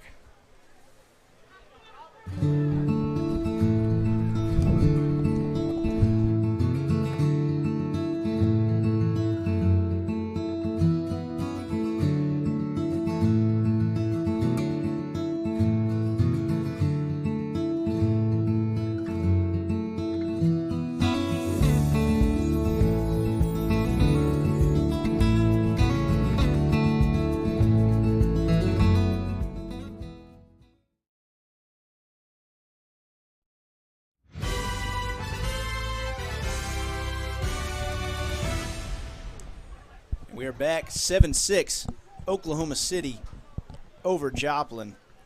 And Colton, what a way to respond for the Bears. Yeah, absolutely. Bears have struggled offensively all season long, so that was a really good response right there on one of the best offenses in the league in Joplin. So it was interesting to see how they would respond, and didn't pass the ball once, ran the ball right down Joplin's throat, and it worked out really well. Yeah. Devin White, the quarterback, really took the lead on all those runs. And, man, he looked good. He looked fast. It looks like there might have been a problem with the clock, as our clock says 1 minute 12 seconds, but the coaches are trying to signal that it should be 2 minutes and 5 seconds. Says, I think on that extra point attempt for the Bears, the clock continued to run. Okay. Good to know, good to know. But obviously everyone's still trying to figure it out, but the clock hasn't been changed. It looks like they're about to kick off, so honestly, I don't know exactly what is going on. Sometimes you just got to go by gut feel. Yeah, that is true. And it looks like that might be what they're doing. So we've got... Yeah, and it looks like the ref on the far side is signaling 2:05 on the clock, so we are figuring this out. We're figuring this out. Right now it says 20:50 on the clock. We don't have 20 minutes and 50 seconds left in this first quarter. I will say that. Not humanly possible. Hey, but good call by you, Colton, to catch that. It looks like we finally got it figured out. So 2 minutes and 5 seconds in this first quarter left. So the Bears are about to kick off. Goodson kicks off. It's low and it's long, and it's right over the hands of the Joplin returner, and it's going to be a touchback. Yeah, what that a kick was a laser. It really was. He just beamed that. And it's going to be a touchback. So the Crusaders are going to start with pretty good field position, right around the 25, right at the 25. Yeah, and if I'm the Crusaders, I would just do exactly what I did on that first drive. I mean, hand it off a couple times, but find your wideouts in Curry and Johnson and let them work. I mean, Bears didn't really have an answer for either of them, so it'll be interesting to see if they change anything. You know, and Holmes, he got flushed out of the pocket on all of his completed passes. Yeah. But, I mean, he was able to make something out of nothing, and he made a lot. Yeah, definitely made a lot. And Hawkins is beside Holmes again, so we kind of seen the same formation for the Crusaders each time they've been on offense. But we'll see what they do right here. So, yeah, 1st and 10 at the 25. Holmes looking around, ready to start the play, gives the clap, and he gets the ball. Has plenty of time, and he's got a wide-open receiver. And it looks like that is, once more, Tajuan Curry for another complete pass. Yeah, and we'll see the replay right here. I mean, who else but Tajuan Curry? He runs about a 15 to 17-yard post right there, right over the middle of the field. Gets hit pretty hard, but hangs onto the ball, and a really good first down play for the Crusaders. Yeah, so it's 1st and 10 at the 41 now. That was getting a 16 yards. Excuse me. Hey, you're okay. Sometimes the math hurts. We're broadcasters, not mathematicians. Broadcast majors. I didn't do math. 1st and 10. Holmes with a deep ball. Oh, and what a catch. My goodness. Between 3 Bears defenders. What a catch by number 18, DeAndre Jones. First time we've called his name tonight. Great pass by Holmes to Jones. Yeah, that was a really pretty pass by Holmes, but what good hands right there by Jones. I mean, he came down with that, and he also got a couple yards after that catch. And just like we saw on the first drive, 2 plays, two positive plays for the Crusaders, and we'll see if the Bears have an answer on defense. And so, it ended up being a bad snap. And Holmes is just going to throw it away. Back to the live action here. And a flag was thrown. You'll see at the end of this replay, Holmes once again scrambling to the right, turning something into nothing. And although it was just a flush-out pass, it looked like there might have been a late hit on the Bears on the right sideline, and that's what looks like the flag was on. Ooh, and that's a killer, too. You don't want to see that after a good defensive play. We'll see what they call exactly, but Coach Cox is asking the official, and it looks like they're going to call something on the defense. He does not look happy. I think he has a little bit of a discrepancy with the call there, but he's going to keep his cool.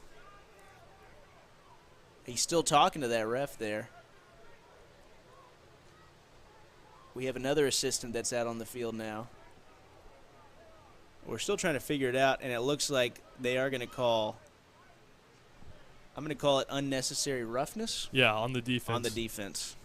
And Coach Cox alluded to it before the game, and that's 2 costly penalties on the Bears defense that have gotten the Crusaders better field position. And although they were already deep in the Bears territory, this is just another first down opportunity for the Crusaders. Yeah, gave him a free play on that last one. So 1st and 10, we got a bunch set here now. Crusader looks like number 2, Johnson in motion, and it's going to be a handoff inside. And Hawkins tries to get something. He might have gotten a yard or 2 on that play. Yeah, Hawkins had to turn inside really fast as the corner did a really good job getting off Johnson's block, but nothing going so far for the Crusaders on the run game, so I wouldn't be surprised if they just kept it in the air. We've got a running clock. Doesn't look like they're rushing too much. We'll see if they can get a play off before the end of this first quarter. It's been a very exciting first quarter, I'd say. Yeah, 7-6. Couldn't ask for better football. And it looks like they are just going to walk to the sidelines, and we're going to end the first quarter. 7-6, Oklahoma City over Joplin. But the Crusaders are well into Bear territory, and we'll see what they do to end this drive to start the second quarter. We'll be right back on the Southern Sports Network. In 1851, the Cherokee ignited the lamp of learning in the wilderness. For more than a century, this has been a gathering place where minds are developed and lifelong relationships are made, where dreams find direction. The lamp burns brightly still at Northeastern State University.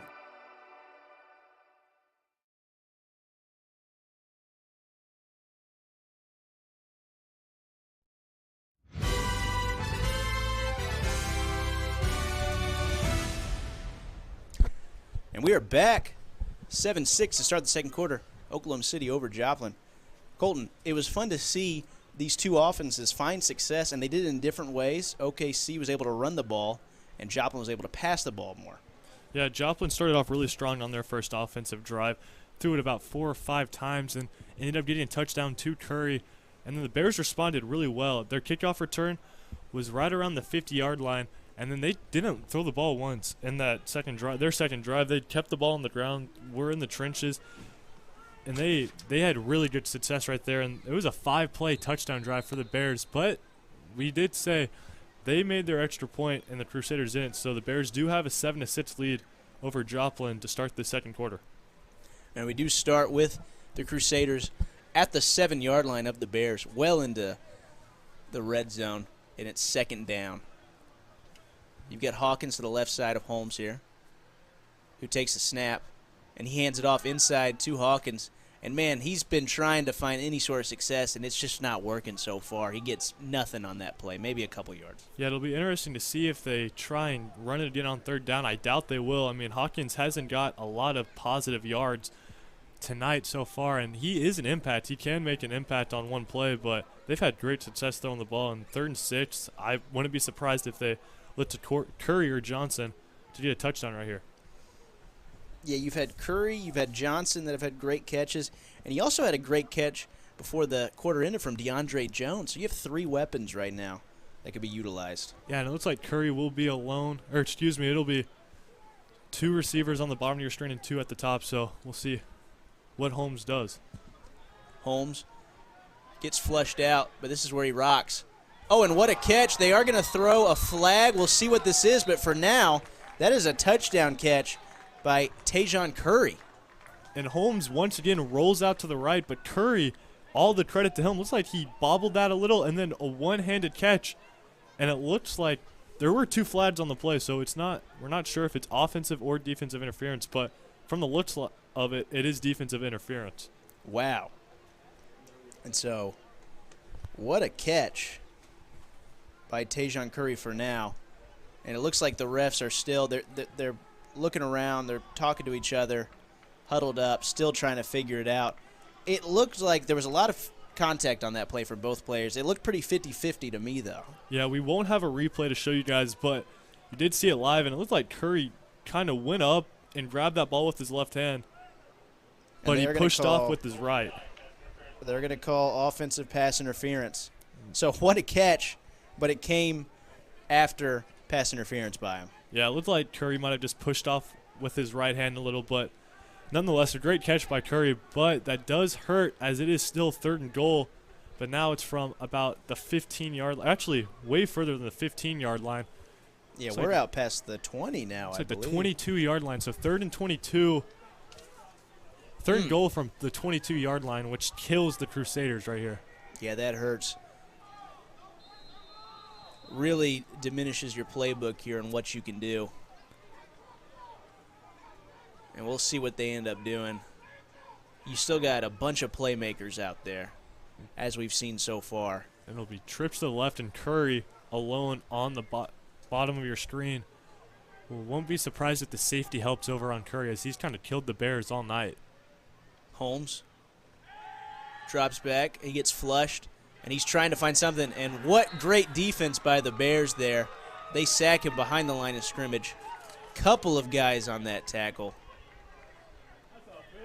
And that was just a Bears swarm right there. I don't know what you would call a Bears swarm, but it looked like number 9, Lee Barnes, on that tackle. Yeah, that was a really good tackle and really good pressure by the defense. And it is 4th and goal, but I'm not sure the kicker can get it there. Or he definitely can get there, but looks like there will be a timeout so they'll discuss what they're going to do. Yeah, Joplin's going to call a timeout, try to figure this out.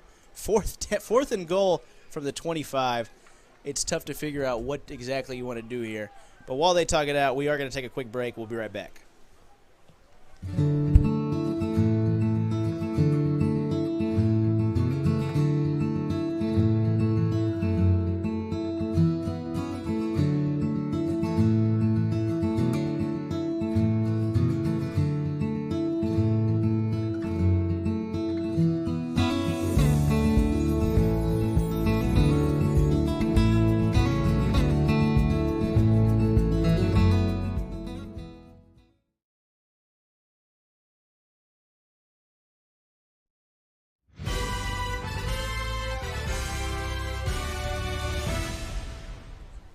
and welcome back. It still is 7-6 Oklahoma City. 4th down. Now, Colton, tell me this. What do you think they're going to do here? It looks like they're going to punt it. Yeah. But I have no idea. I don't know what you would do. No, it looks like they're going to go for it. It might be one of those plays where Holmes takes the snap, runs back a couple yards, then boots it, trying to pin them inside the 5. But they do have the offense out. So we'll see what they decide to do on 4th and 25. And so Holmes takes a snap. They're going for it. The protection is pretty good. He's got plenty of time. Finally gets flushed out. He's looking, and he throws deep, and he has a man wide open for a touchdown. And that is Terriel Johnson on that catch. Great pass, great separation by Johnson, and that is another Crusader touchdown. That one was not on my bingo card. I did not think they would get a touchdown on 4th and 25, 4th and goal from the 25-yard line. But Johnson, someone you can put anywhere on the field. Amazing plays. We're going to see a replay right here. Yeah. What we've seen from Holmes so far in this game, I mean, he can throw from the pocket, but it seems like he's best when he's on the move, as you'll see here as he gets flushed out. Throws it deep and just Johnson had some separation there for the touchdown. Not too much pressure on Holmes, but there was a little. So once he rolled to the right, it looks like he really likes to roll to the right to find his open guys. And Sorjan's coming back for another extra point. And it's a bobbled snap. Sorjan has to just pick it up and try to do something with it. He's immediately swallowed up in the backfield. Another missed opportunity on the extra point for the Crusaders. So it's going to be 12-7 still. Yeah, 12-7, 0 for 2 on extra points. And Coach Sturge is definitely not happy. He's on the sideline yelling at a couple players. I mean, those field goals are definitely going to or extra points are definitely going to come back and cost them, whether it's in this quarter or later in the game. So the Bears going to get the ball back here. You think that you got to think, right, that they're going to stay with that run game? No, absolutely. I mean, I wouldn't be surprised if the Crusaders try and kick it outside the end zone so they can't have a return, as we've seen both returns for Spencer be really good. I mean, he was at the 50-yard line on his last one and then right around the 40-yard line of the Crusaders on the first one. So I wouldn't be surprised if they don't let him return it. And he is still back there. You'd think that they like to do that. It seems like Sorjan, though, doesn't have necessarily the leg to get it back there for the touchback. Maybe just try and kick it to someone else, because I would not want Spencer Howard returning this one for the Bears and giving them good position and the chance to take another lead. So, we'll see what the strategy is here for the Crusaders, who now have the lead. Sorjan lines up, and we're about ready to get this drive started. Referee blows his whistle. We're good to go. Sorjan. Oh, and it's a short onside kick, recovered easily by Oklahoma City Bear there. I mean, like number 14, Ford, Jaquez Ford, excuse me.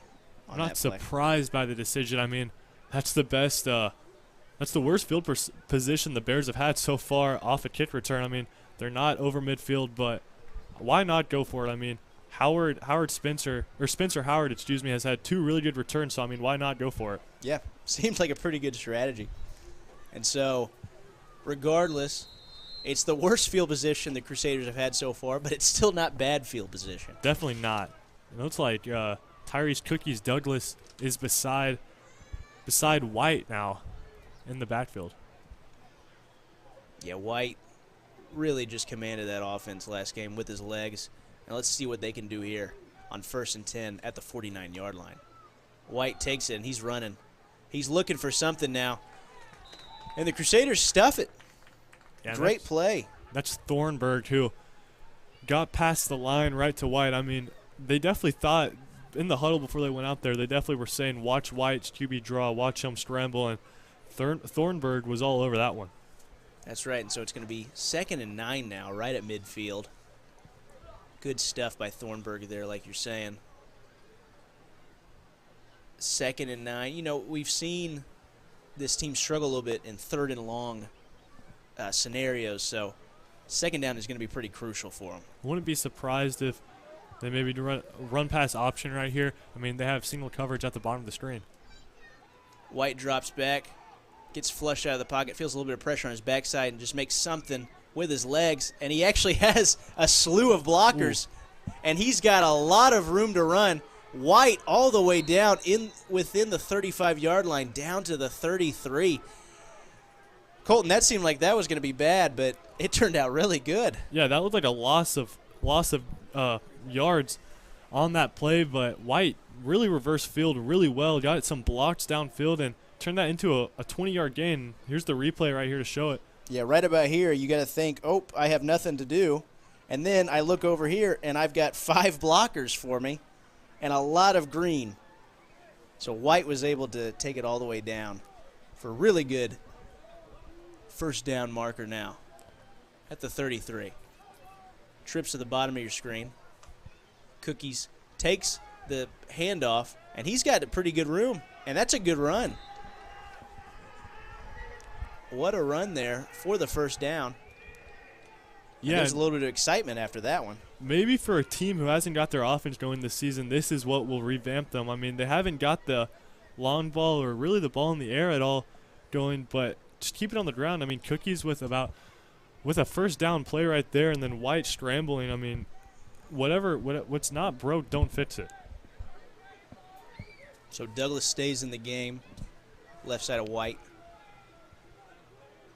You got a one-on-one to the top of your screen. I saw him look up, White did, but he just hands it off again to Douglas, who gets another good run. He gets about 5, maybe even 6 on that play. And it'll be interesting to see if they have another one-on-one. That's the receiver, Earl Malik. Tall receiver, 6'2", 220 from Missouri State, so has D1 football in his background. So it'll be interesting to see if they take advantage of that one-on-one. And maybe with all the runs they have, they're going to try and take a deep shot right here. I mean, it's 2nd and 6, excuse me. So wouldn't it surprise me if maybe a fake handoff, throw it downfield, maybe for a touchdown, but we'll see. And just like these last couple of drives, these offenses are able to just be pretty smooth and go down the field here.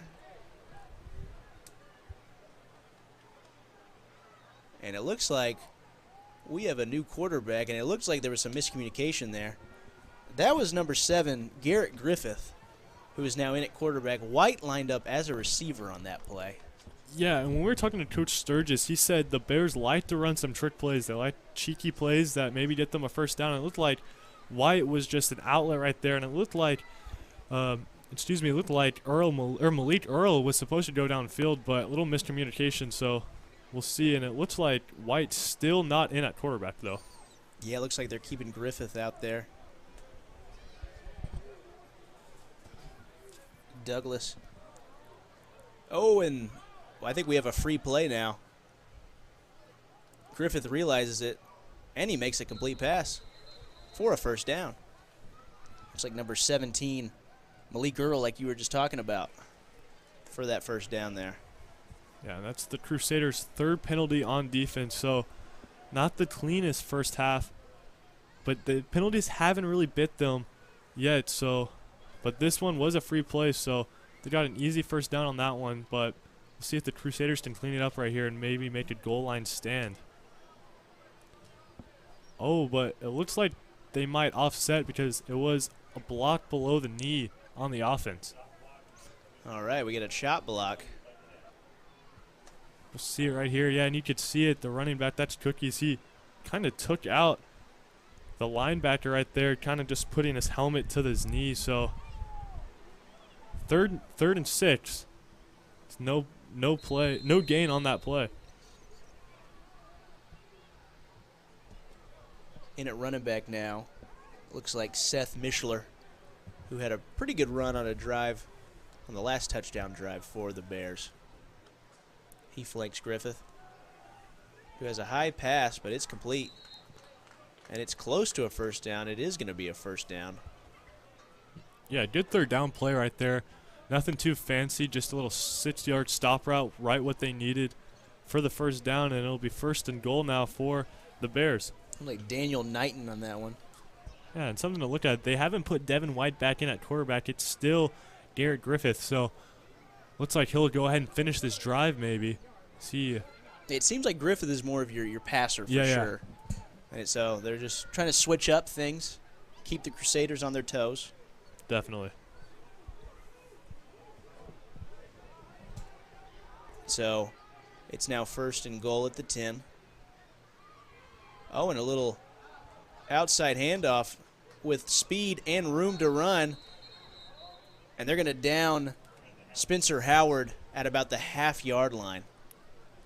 Yeah, but that was a good play. The kickoff returner Howard was put in motion right there. He hasn't been on the offense too many times, but he was put in motion right there and almost got the touchdown, as we see the replay right here. Had a really good lead block and just down right around the 1-yard line. And so 2nd and inches. It's going to be Mishler who just barrels his way in for the touchdown. Both refs on both sides of the field giving the signal. And that's another Oklahoma City touchdown. Really good play right there. Nothing fancy at all. Everyone, I think, knew what they were doing right there. I mean, it was 2nd and inches.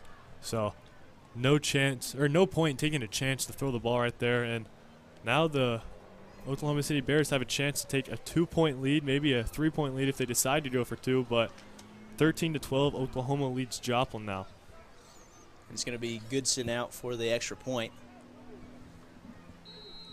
Now, would you go for 2 here, or would you just make it a 2-point game and kick the extra point? Man, that's a good question. With them having kicking woes, the Crusaders, I think I just take the extra point. That's exactly what I was thinking. Probably what Coach Cox is thinking as well on that sideline. So, kick is up, and it looks good, and it is good. So, make it 14-12, Bears over Crusaders. Goodson with another good extra point. And so with 8:23 left to go, Oklahoma City Bears have a 2-point lead, 14-12, over the Joplin Crusaders. We'll be right back. I can feel the warmth deep down in my bones. I know that I am home. I miss him too. Love brings us here. Together's where we all belong. You're my home. My home.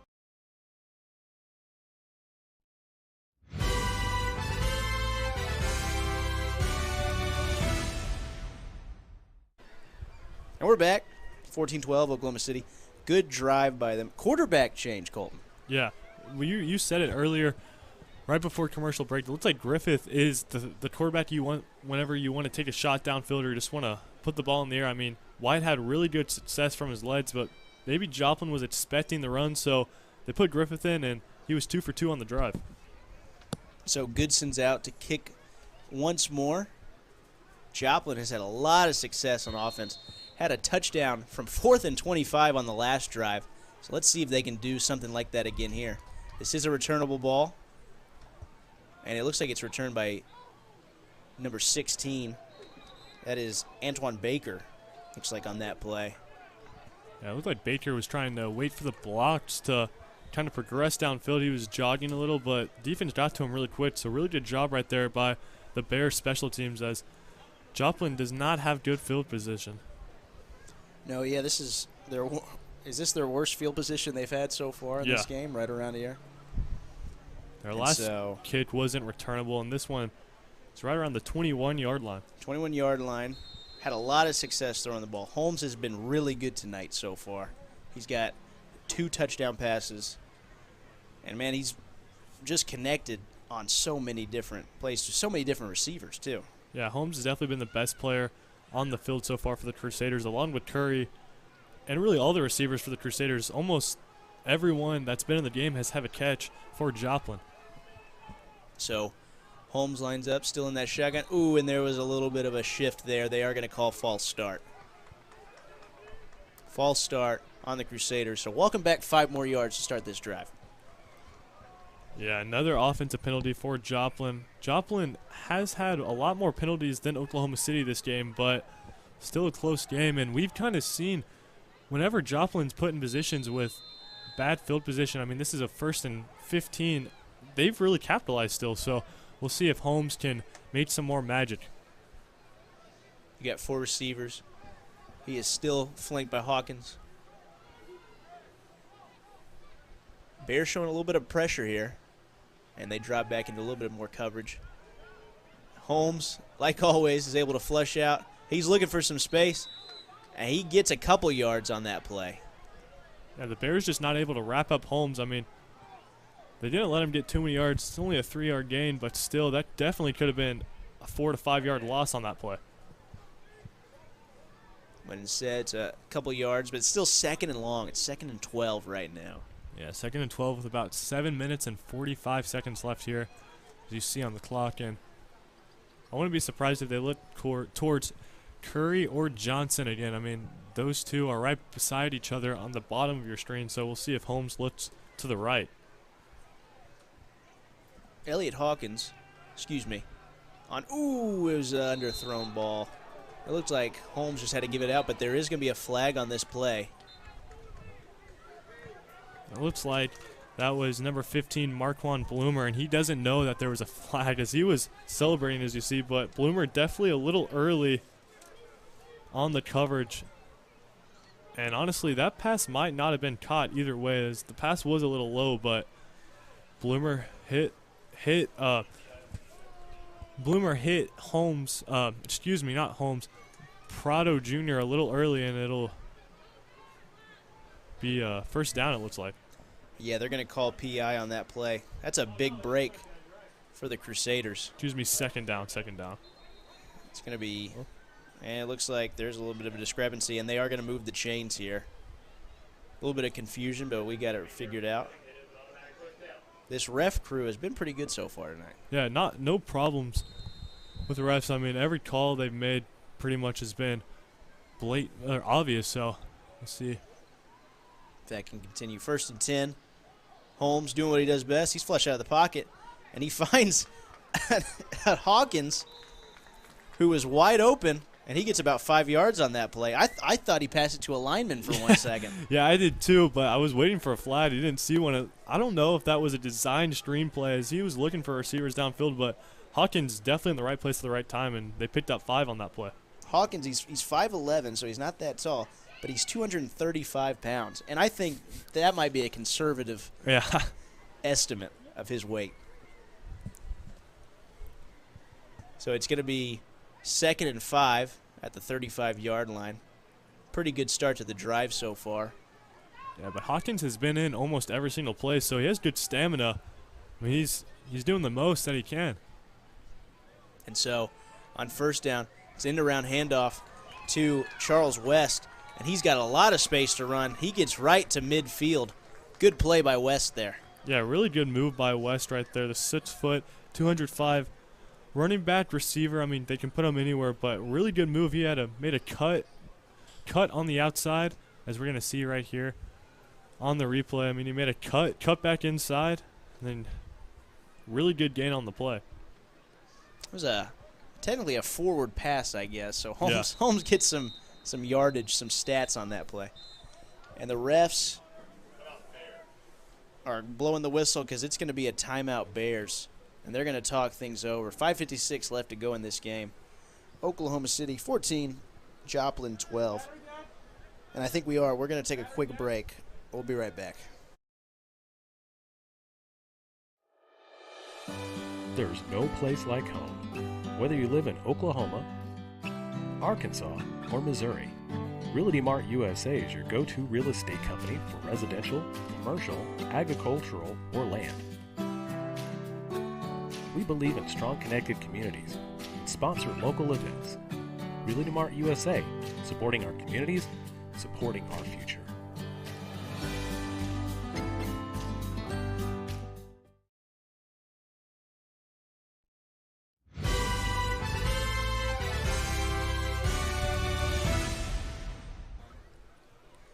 So 5:56 left to go here in this first half. It's been a fun one, Colton.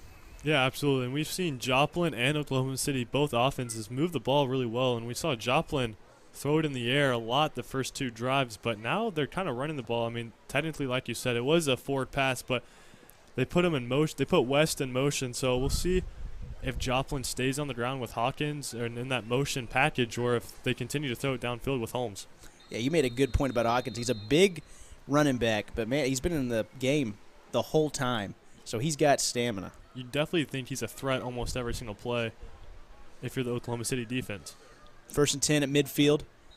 Holmes drops back, but there is going to be a flag on the play. Refs blew the whistle. Stop play. And they're going to call false start. That's the second false start on this drive, 3rd of the night for the Crusaders. Penalties definitely hurting the Crusaders. I mean, nothing too serious so far as, I mean, they've scored on both their possessions, but when you have momentum like that, a penalty definitely sucks, especially in the middle of the momentum. Exactly. Yeah, I mean, you got to think at some point, like you're saying, it hasn't hurt them that much yet, but if they keep doing it, it will definitely hurt them as this game gets closer and closer to the end. And, I mean, this only is the 3rd game, so obviously both teams aren't where they want to be, and there's still some hiccups, but hopefully both teams can clean it up a little in the second half and at the end of the 2nd quarter. So 1st and 15 now. Holmes immediately flushed out, and I don't think he has anywhere to go this time. I say that as he throws well past for a first down, tipped by a Crusader, and into the hands of Charles West for another complete pass and a first down. He fooled me. I thought he had nowhere to go on that play. Yeah, and if you're a young quarterback watching this replay, you probably don't want to simulate it. When you're running, scrambling to the right, you don't want to throw across your body, but Holmes with a beautiful play, and that was tipped by Johnson and then collected by West, but what an improvised play right there by Holmes. Yeah, you can see on that replay, just perfect placement or perfect spot for West to be. And it's 1st and 10 again. Holmes just keeps creating things like this. This is incredible. Let's see what he does here. He's dropped back. He's going deep, and he's got a man. Oh, and looks like West was the intended target, and he just had to play DB to break that up because that was close to being an interception there. Yeah, that was really good defense, and that was actually Cookies Douglas. He's on the defensive side right now, so really good defense by him and really clean defense, no flag or anything, just textbook play. Yeah, so there is a flag on the play, though. Might have been a holding. And it looks like they're going to get walked back. Yeah, we're going to call holding. Yeah, Cookies Douglas, I do want to apologize here because Cookies Douglas is on the defensive side of things. And it looks like Adidas McDonald is the running back, number 10 for the Bears. So we do apologize about that. We've got it corrected. Yeah, now it looks like it'll be first down and first and like 25. First and 18, excuse me, not 25. But first and 18 for the Crusaders now. Holmes, though, is going deep once more. Oh, my goodness. And it's intercepted. He just passed it right to the defender for the Oklahoma City Bears. First big mistake for the Crusaders. And was that Cookies Douglas on that interception? Yes, it was. So a great play by him. And a bad throw. Holmes is really his first bad throw of the game here. Yeah, and that might have been one of those desperation throws. I mean, you got a big loss right there on the play before due to the flat, so maybe he wanted to get it all back in one play, and you can't do that. I mean, really bad throw right there. Like you said, Holmes' first bad throw, but the mistake definitely cost them big time as Oklahoma City has the lead, and now they have the ball. So really your first time that one of these teams has broken serve. And so let's see if Oklahoma City can capitalize here. It's something to look at. Devin White is still on the bench, and it looks like Griffith is coming back out to operate the offense. Yeah, they had a little bit of success last time, scored a touchdown with Griffith as the quarterback. So let's see if they try to run the ball here more. And it looks like that is McDonald to his left. And we are going to call a timeout by the Crusaders. Coach Sturgis wants to talk it over here for a bit. So 4:44 left to go in this game. Colton, I want to ask you this. I'm curious. Do you think that – do you start playing clock management a little bit here? Yeah, if I'm the Oklahoma City Bears, I wouldn't be surprised if they do short passes or hand the ball off. I mean, 4 minutes, you can see how well Joplin has been able to move the ball. I mean, arid pass right there. for the first time by Joplin, but I mean, if you're the Oklahoma City Bears, I want to waste as much clock. I want to hand off, maybe get 3 to 4 yards every play, and try and go into the second half, go into halftime with a chance to score a touchdown. So, quick short timeout. Coach Sturgis just wanted to make sure everybody was on the same page on defense for the Crusaders. And we're ready to play football once more. It's going to be 1st and 10 at the 28-yard line after a Cookies Douglas interception. And it looks like Malik Earl will be alone on the bottom of y'all's screen. And so it's going to be handoff inside to McDonald. He had a lot of momentum as he got that ball, and he gets about 5 yards, maybe even 6 on that play. Yeah, McDonald's like a firecracker that just went straight down into the A-gap right there. I mean, really good blocking by the offensive line and had a good hole right there, but like we talked about, I wouldn't be surprised if they try and waste some clock. So there's about coming up on 4 minutes left in the second quarter. So yeah, they have no sense of urgency right now, nor do they need it. Just slowly talking in the huddle. Want to make sure they get the right play, and want to make sure that they take off as much clock as possible right now. They almost took off too much clock because they had to call a timeout. I think they were about to get the delay of game penalty there. That's the Bears' second timeout of the half, so they do have one more with just under 4 minutes. I mean, 3 minutes, 59 seconds left in this first half. Yeah, Coach Cox just wanted to stop play there, make sure everybody was okay. We are going to keep it on here, though, because I think it is just a quick 30-second timeout. You don't want to go too slow, as we just found out. Not too slow, but 2nd and 5, 2nd and 6. Wouldn't be surprised if they just hand it off again right here to Douglas, but, well, I mean, excuse me, not Douglas, to McDonald. I wouldn't be surprised if they hand it off to McDonald, maybe get 3rd and 3, maybe 3rd and 2. Hopefully get another first down. Yeah, McDonald, he's small, but he's shown that he's had some speed. He's like a bowling ball out there. So we're ready to start action once more. Griffith ready to take the snap. Got that one-on-one matchup still, and they are going to run the ball. And McDonald has a lot of room to run, and man, does he make the most of it too. He's down to about the 43-yard line. Great run by McDonald. Yeah, really good run by McDonald. Really good blocking in the trenches and really good blocking by the receivers. McDonald with a really good move right there, as you saw in the replay, kind of hurled the linebacker right there who almost had him by his feet, but about a 20-yard gain, and now it'll be first and 10 from past midfield. And a quick pass, which was really low, but completed all the way down to the 30. That's another first down. Great play call to start right outside of that big play. Big tackle right there by Walker on the Crusaders defense. I mean, we kind of hear some fans yelling, you can't do that. So that was a big tackle, as we'll see on the replay right here. Slammed him down. Right there. And we are actually seeing a sense of urgency now from the Bears. Another handoff, this time to Meschler, who subbed in for McDonald. He gets about 4 yards on that play. And if you're getting 4 or 5 yards every single play, don't go away from it. And Griffith, who we saw last drive, really throwing the ball. Looks like Joplin knows that he can go downfield, whereas Devin White couldn't really get anything going in the air. So Joplin definitely having to respect the run and passing game. Yeah, it does seem to be keeping them on their toes. And it seems to be working a lot for the Bears right now. 2:20 left to go. Griffith drops back. He throws it deep. He's got a man wide open, but he overthrows it. It's just a little outside of the end zone. And that was Malik Earl, the intended receiver. Just did not have enough space. Yeah, and maybe Oklahoma City thought Joplin was expecting another run, so they sent Malik Earl downfield, and he had Earl open just a little to the left and out of bounds. So we'll see what they do on 3rd down. And this is a really important 3rd down. It absolutely is.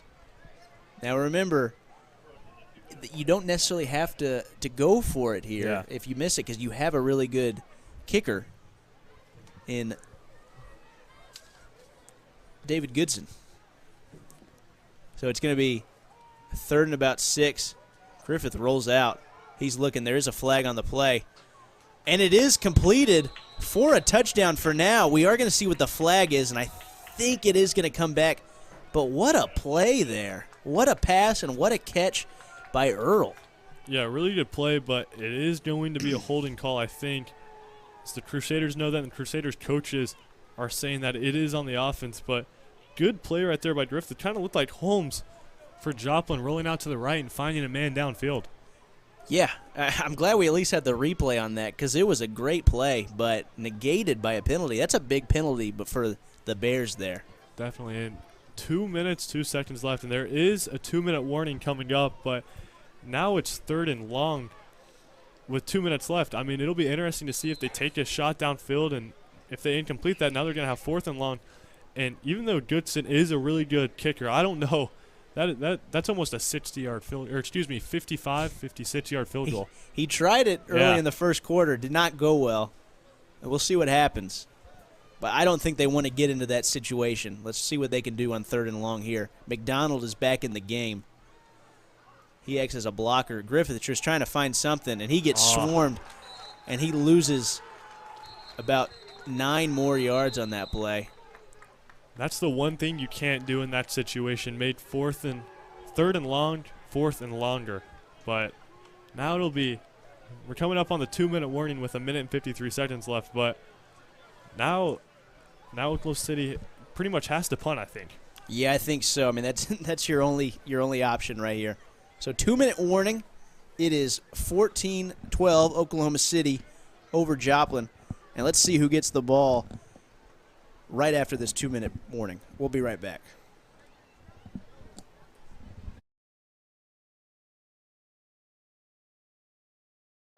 In 1851, the Cherokee ignited the lamp of learning in the wilderness. For more than a century, this has been a gathering place where minds are developed and lifelong relationships are made, where dreams find direction. The lamp burns brightly still at Northeastern State University.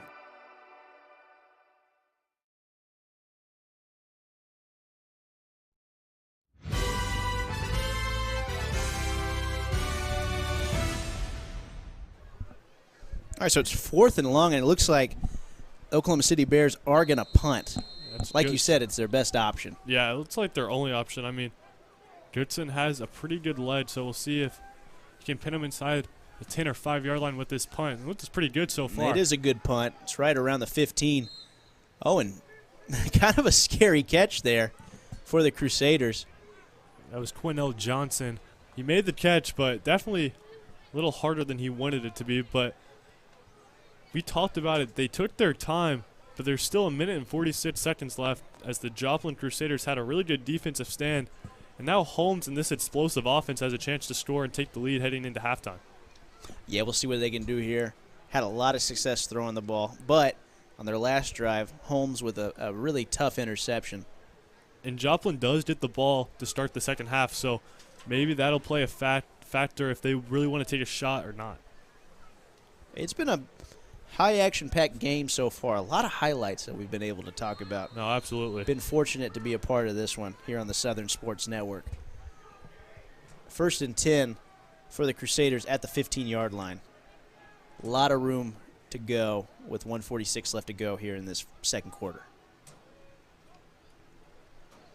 Holmes passes it out, and that's complete to, looks like that is number 9, Tyrone Johnson. Called his name a bunch, and we're going to call it one more time for a completed pass for about 9 yards. Yeah, and Johnson wisely steps out of bounds, stops the clock with 1 minute and 41 seconds left. Wouldn't be surprised if they run another action like that, and they do have 2 timeouts left, so they can take shots on the middle of the field if needed. Holmes on 2nd down, pass complete, and that's a nice catch there. It looked like on that play that was number 11, Helloal Williams, with his 2nd catch of the day. Cuts inside and gets a couple more yards. Clock is still running, but they got plenty of time. You know, you got to think that these teams practice 2-minute drills. Definitely. And it looks like they are fully confident with what they are doing here. Holmes has to roll out again to his right.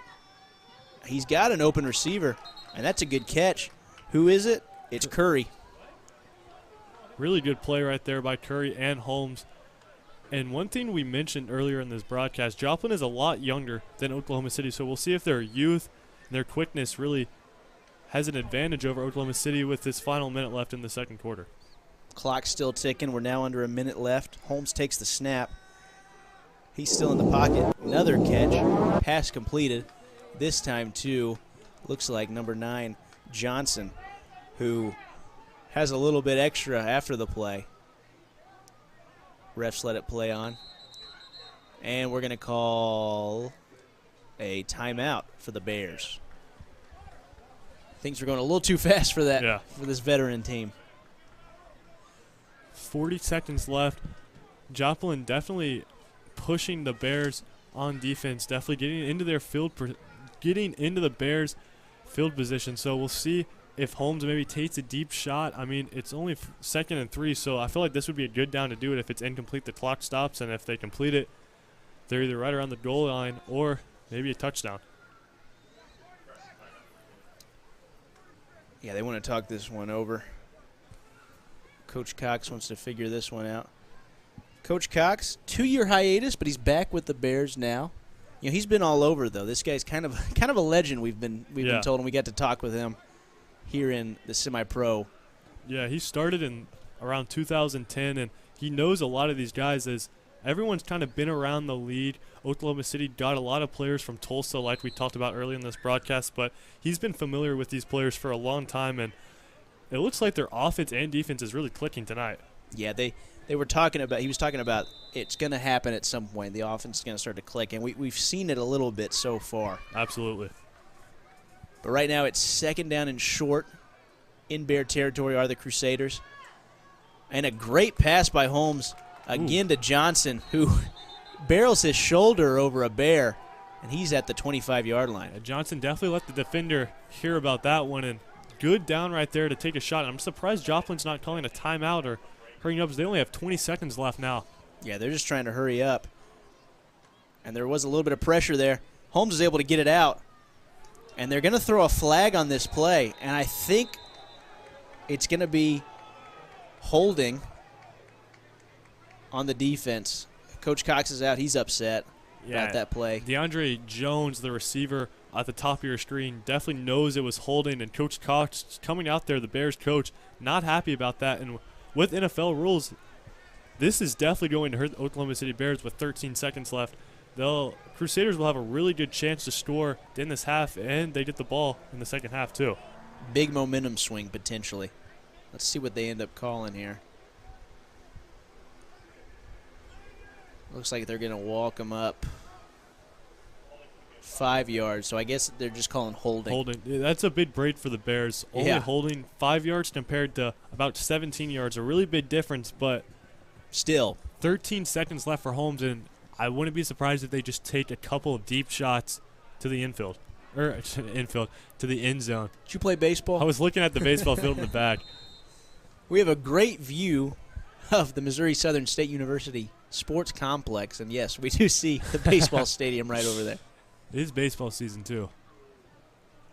Holmes takes a snap, and it looks like he is looking deep like you were saying. He's got West for the touchdown right over the Bears defender. What a great pass and what a great catch by Charles West. Good pass, good catch, good drive, good everything right there by Holmes. That was perfect, and I wouldn't be surprised if they go for 2 with the kicking struggles so far.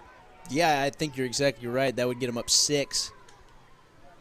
That would be the smart thing to do. But what a great – I mean, Holmes has been incredible tonight. He's got 3 touchdown passes now.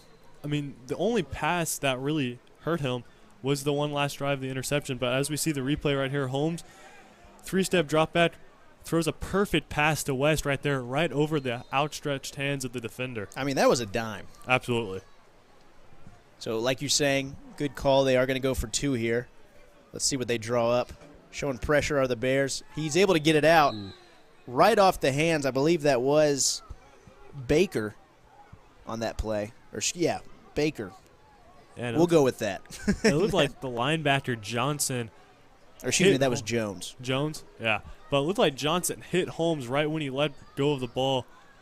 So Holmes might not have got exactly where he wanted it to go, but good defense right there by the Bears. And with 8 seconds left, once again, I'm not going to kick it anywhere near Spencer Howard. No, you do not want to do that because with 8 seconds left, like you're saying, that's the only way, really, at this point, for the Bears to have any success within this second quarter. We're gonna hold on with you guys because it looks like they are gonna kick off here pretty soon. We were talking about momentum shift, and man, the Crusaders really just took it back. Oklahoma City looked like they were starting to take control after that interception. They marched down the field, had a few bad penalties though that got them taken back out of any sort of range to score. They had a punt, and the Crusaders were able to get the ball back and score. Yeah, and Coach Cox said if they had the same amount of penalties they have had in the past couple of weeks, they'll lose by 40, and they're not losing by 40. It's just Joplin has some penalties of their own, but Joplin definitely took advantage of Oklahoma City's miscues, and it led to a punt, and now Joplin has a 4-point lead rather than a 2-point deficit, maybe even more. Oklahoma City not able to capitalize earlier in the second quarter. So Sorjan on his last kick, and he just had an onside kick. Let's see what he does here. Kicks it out of bounds, and so really you got to think the Bears are going to get one play at the 40-yard line. Definitely going to bring in Griffiths maybe for a Hail Mary or maybe a lateral, but honestly, I wouldn't risk anything too much. I would just take a knee if I was Oklahoma City, take the 4-point deficit, and really good job by Joplin not letting Spencer Howard get that ball, and really good job by their offense to really regain that momentum heading into halftime and getting the ball to start the second half. Yeah. Man, this has been a really fun game so far. Sportsmanship has been good. You know, there's been a little bit of jawing going back and forth, but that's normal in football. Absolutely. Energy's been great tonight. It's been a fun game. Weather's perfect. 1 and 2 seed in the power rankings, too, so not much more you could ask for football tonight. No. Who said spring football couldn't be great? I've never heard that before. And we're proving it tonight here on the Southern Sports Network. 1st and 10 at the 40. These teams are figuring it out. Not sure exactly what's going on. Maybe moving the ball up a couple more yards for the Bears, but not entirely sure. Actually, they just threw the football to the sidelines, and that might be the half, maybe? Yeah, we're trying to figure it out. Looks like they're going to re-kick it, which I didn't know you could do that. I guess you could take the penalty or decline, and they would just re-kick it. Hopefully they don't do it again and the same thing happens, but Oklahoma City really wants Spencer Howard with the ball, it looks like. I think you're exactly right. I mean, that's smart right here. I mean, that's the best strategy. Maybe all you we'll can see do. the Crusaders onside kick it again, but, I mean, even with the ball right around the 50-yard line, the odds of a Hail Mary happening are pretty unlikely, but I would take those chances rather than having Spencer Howard have the ball in open field. Yeah, we're going to see what Sorjan's able to do here. They have been brought back, so that's what they're going to accept as the penalty for the kick out of bounds. And so this is a good opportunity for the Bears here, especially with Howard back there to return this ball. He's going to kick it pretty low, and it's going to stay in bounds. It's recovered, and it goes to about where we thought the ball was going to end up, right past the 40-yard line. Yeah, and they kicked it to Jeff Reed right there, who hasn't gotten the ball yet on a kickoff return, so that was his first look. He got a couple yards, but nothing too serious, and if I'm the Oklahoma City Bears, I'm pretty sure they're just going to kneel this ball and go into halftime. Yeah, 3 seconds left. There's not much you can do here. 4-point deficit. Crusaders are going to get the ball, like you were saying, to start the second half. And so, man, they've really kind of shifted the momentum here in the last couple minutes. So with some great play by Holmes.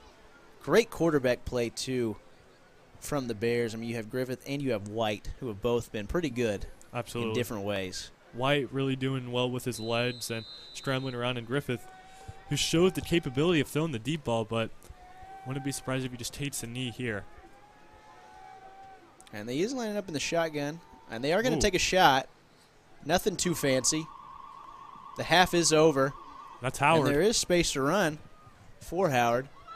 He's looking around. He laterals it to Griffith, who laterals it back again, and it finally gets stuffed. A swarm of Crusaders on that. Rips the helmet off of the guy who I think ended up being, that might have been even number 8, Justin Johnson? I can't tell too well. All I know is that this half is over. Joplin Crusaders 18, Oklahoma City Bears 14. Take a break, relax. We'll be back for the second half here in a bit.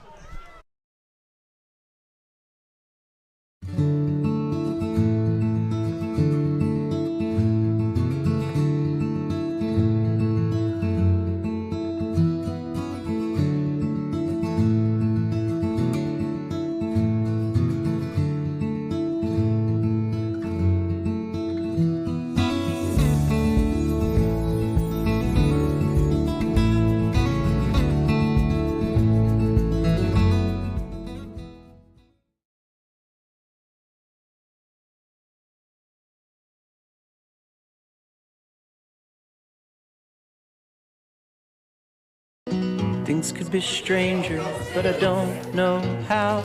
I'm going through changes now. Spend a lifetime trying to figure it out. I'm going through changes, ripping out pages. I'm going through changes now.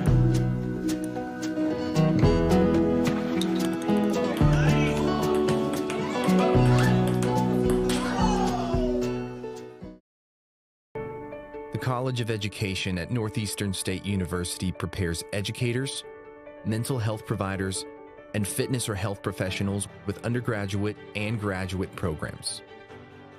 Choose from degrees in elementary, secondary education, special education, health and human performance, psychology, and more. Be ready from day one at Northeastern State University.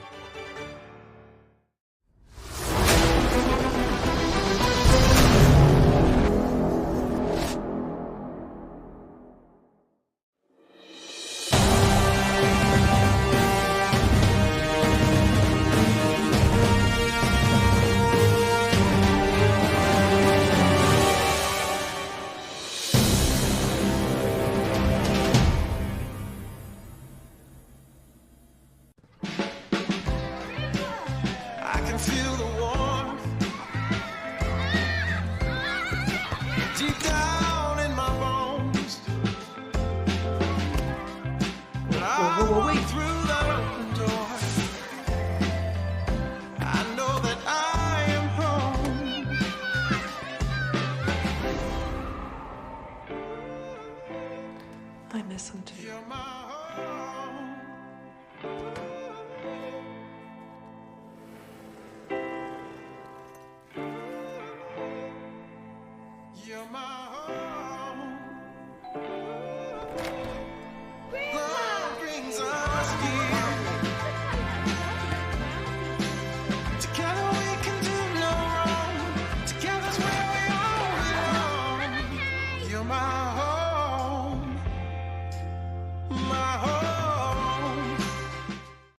Mowing your yard just got easier.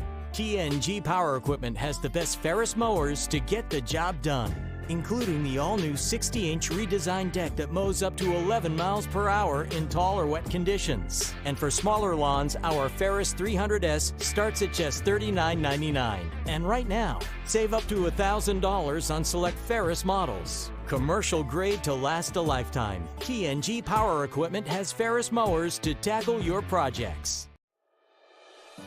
There's no place like home. Whether you live in Oklahoma, Arkansas, or Missouri, Realty Mart USA is your go-to real estate company for residential, commercial, agricultural, or land. We believe in strong connected communities and sponsor local events. Realty Mart USA, supporting our communities, supporting our future.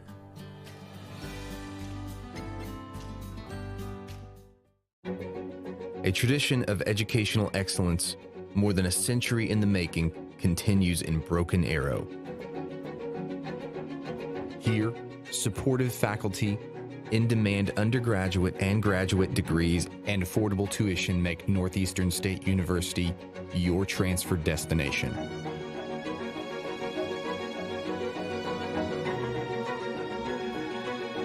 Finish what you started. Hey, Dean Blandino here. And guess what? Football season is right around the corner. And to watch the best live broadcasts in high school sports in Northeast Oklahoma, download the Southern Sports Network app. And check them out on Facebook, Instagram, and Twitter. I just did. Give them a like. It's the best broadcast in high school sports, and not just that area, in the country. Check them out.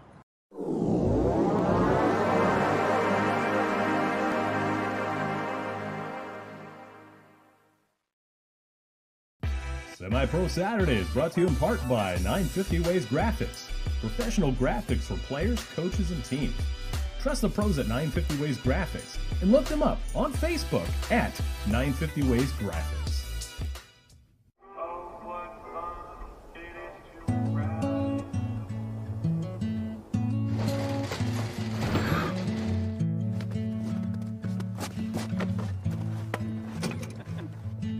She was a good companion, eyes like the Grand Canyon. She was an American beauty. She was a long goodbye. She was the best I lived by. She was an American beauty. With her wafers on in the summer sun, her touch felt like a loaded gun. Wish I had held her long. Wish I had held her long.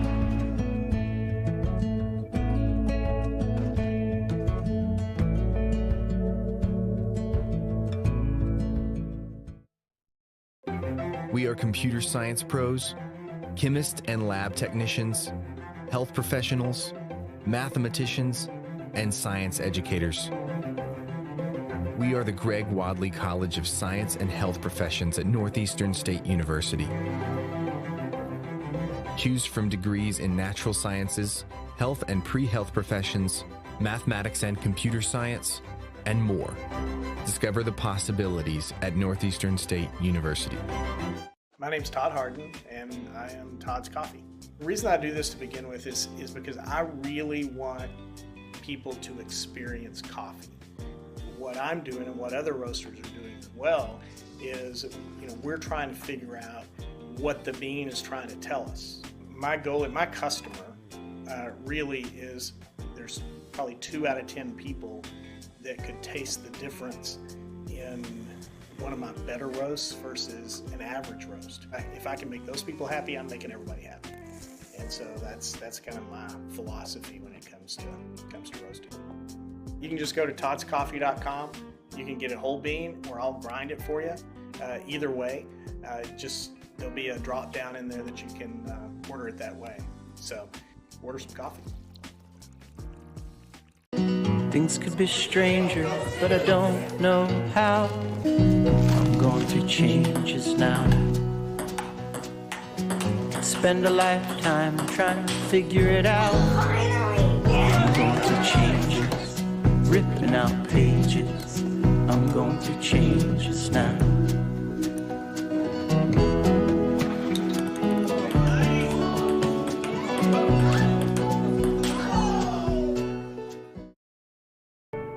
The College of Education at Northeastern State University prepares educators, mental health providers, and fitness or health professionals with undergraduate and graduate programs. Choose from degrees in elementary, secondary education, special education, health and human performance, psychology, and more.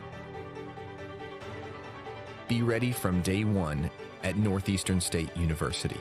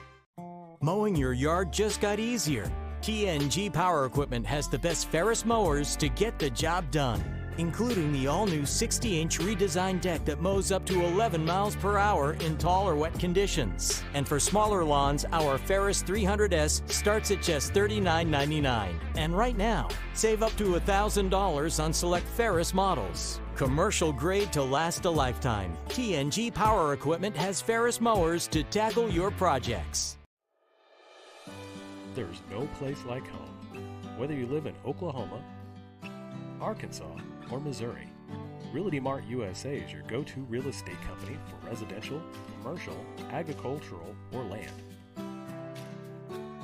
We believe in strong connected communities and sponsor local events. Realty Mart USA, supporting our communities, supporting our future.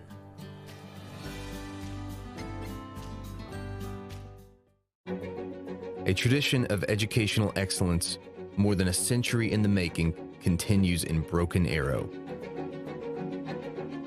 Here, supportive faculty, in-demand undergraduate and graduate degrees, and affordable tuition make Northeastern State University your transfer destination.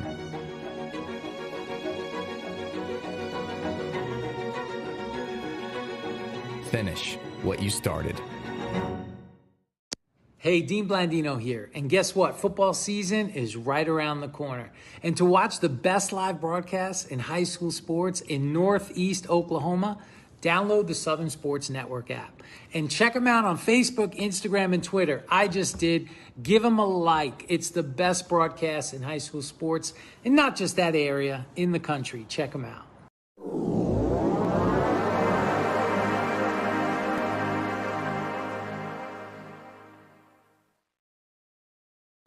Semi-Pro Saturday is brought to you in part by 950 Ways Graphics. Professional graphics for players, coaches, and teams. Trust the pros at 950 Ways Graphics and look them up on Facebook at 950 Ways Graphics.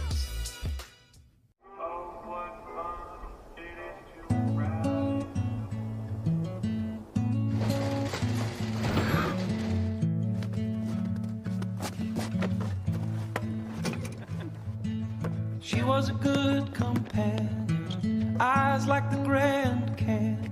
She was an American beauty.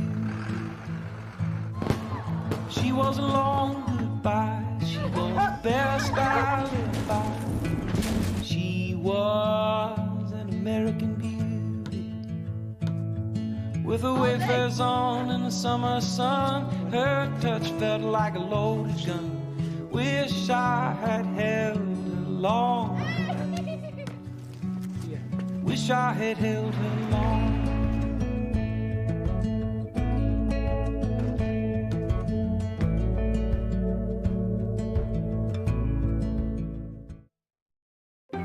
We are computer science pros, chemists and lab technicians, health professionals, mathematicians, and science educators.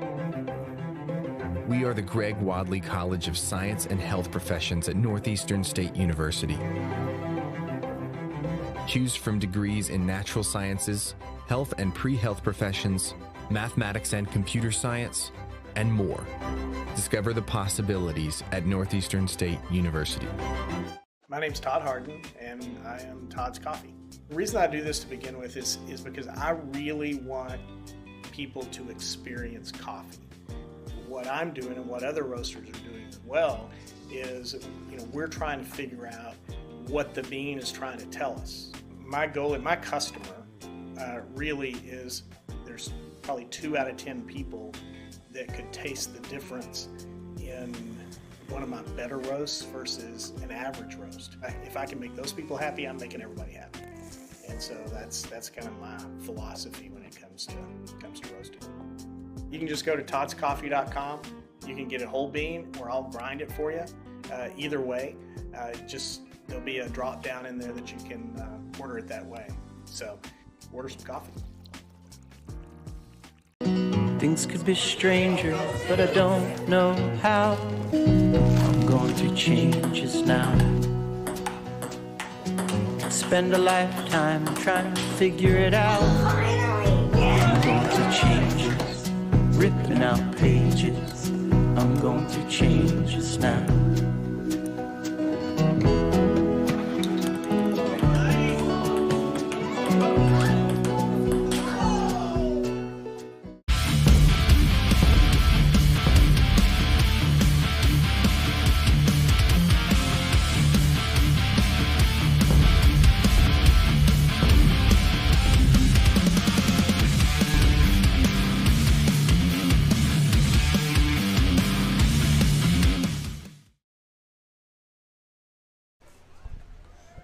And we are back.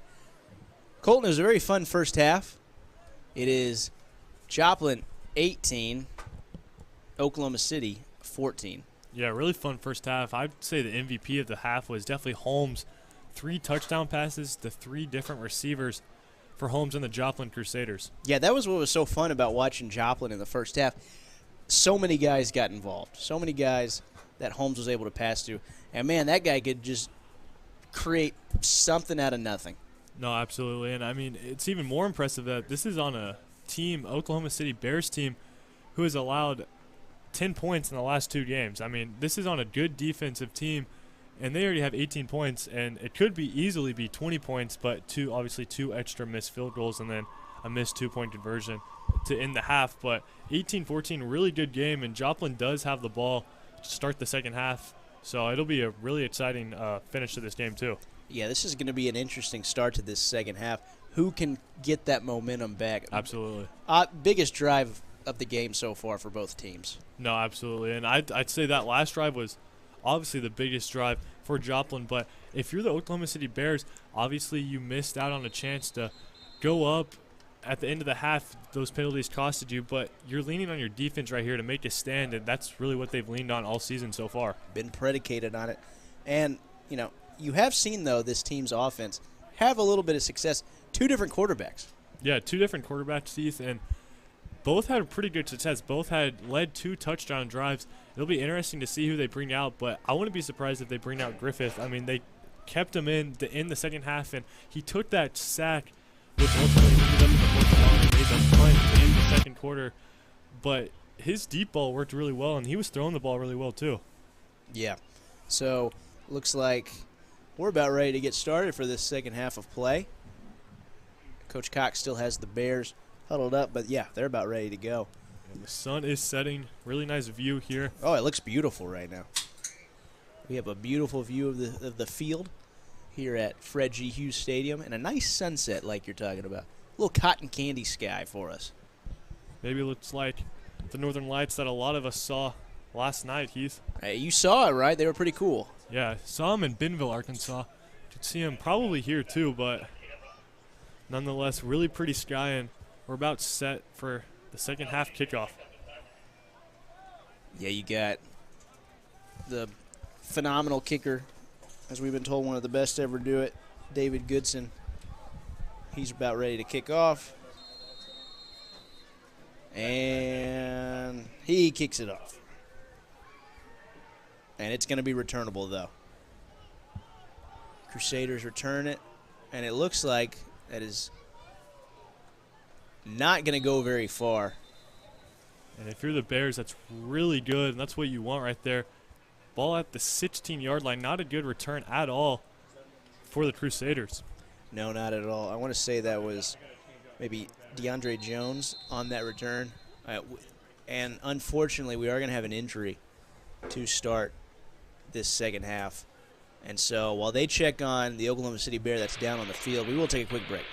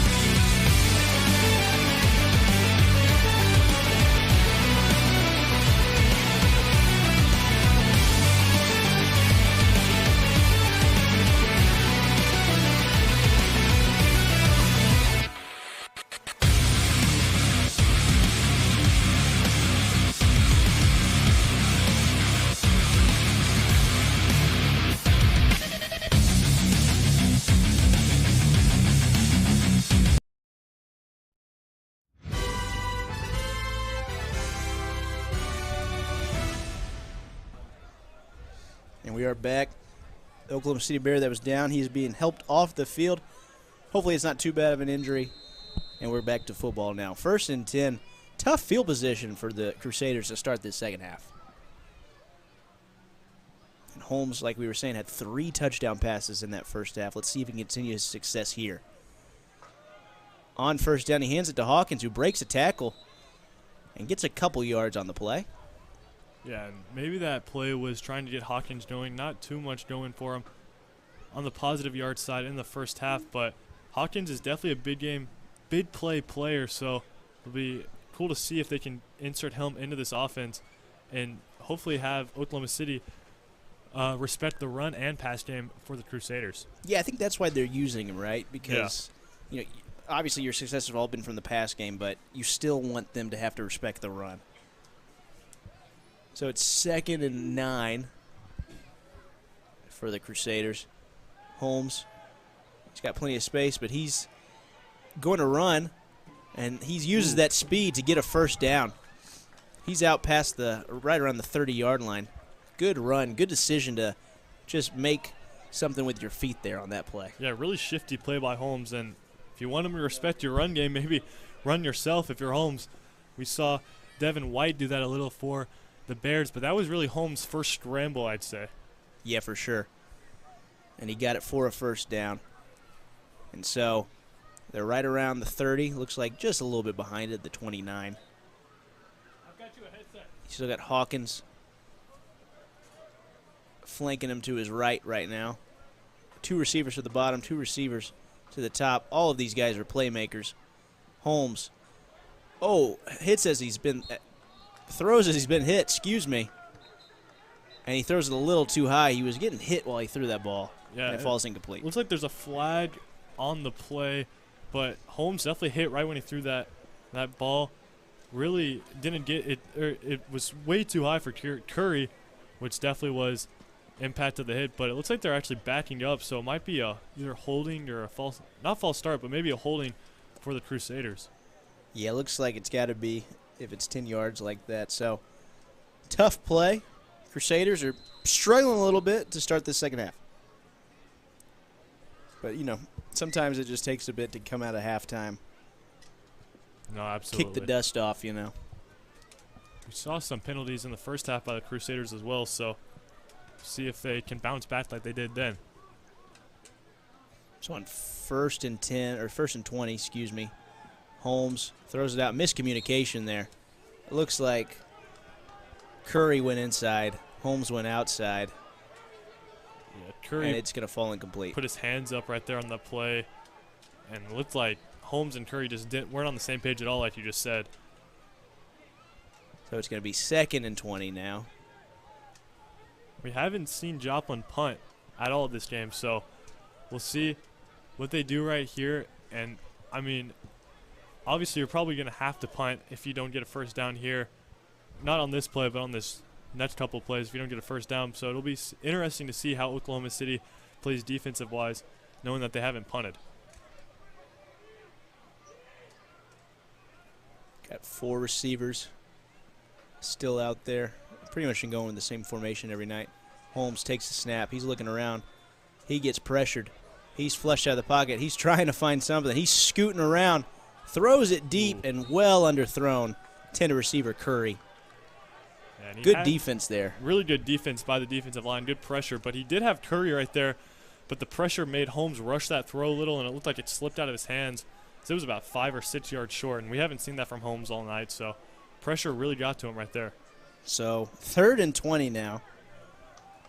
Big response by the Oklahoma City Bears with the help of a penalty, I'll say it. Yeah. But big response here to start this second half. And you and I talked about it earlier. These penalties hadn't hurt Joplin in the first half, but we'll see if that bid penalty hurts them right here. I mean, 3rd and 20. I don't know if they're going to throw it deep or maybe just try and get a couple more yards for the punter, but we'll see as they put a receiver in motion.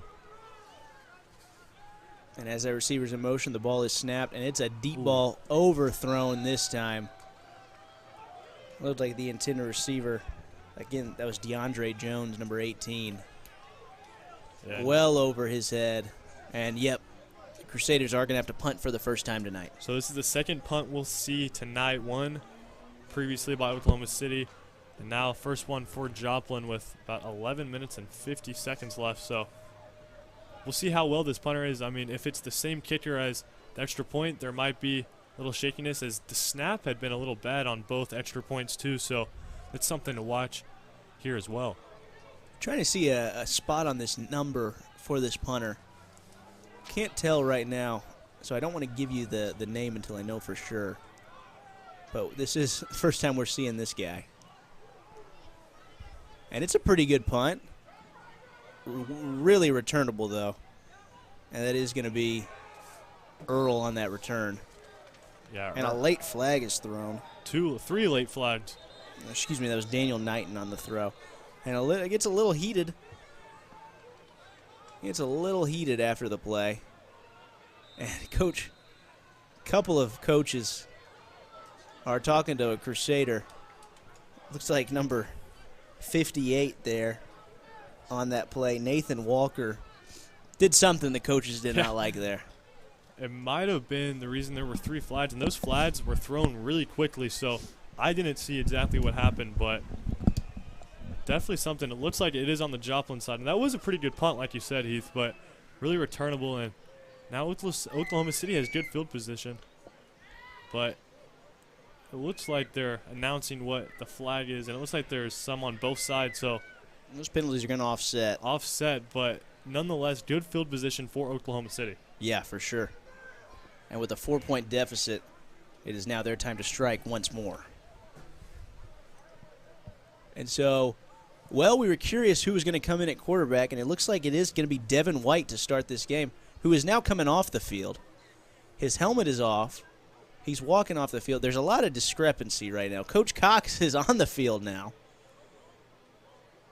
And it looks like we're ready to play some football.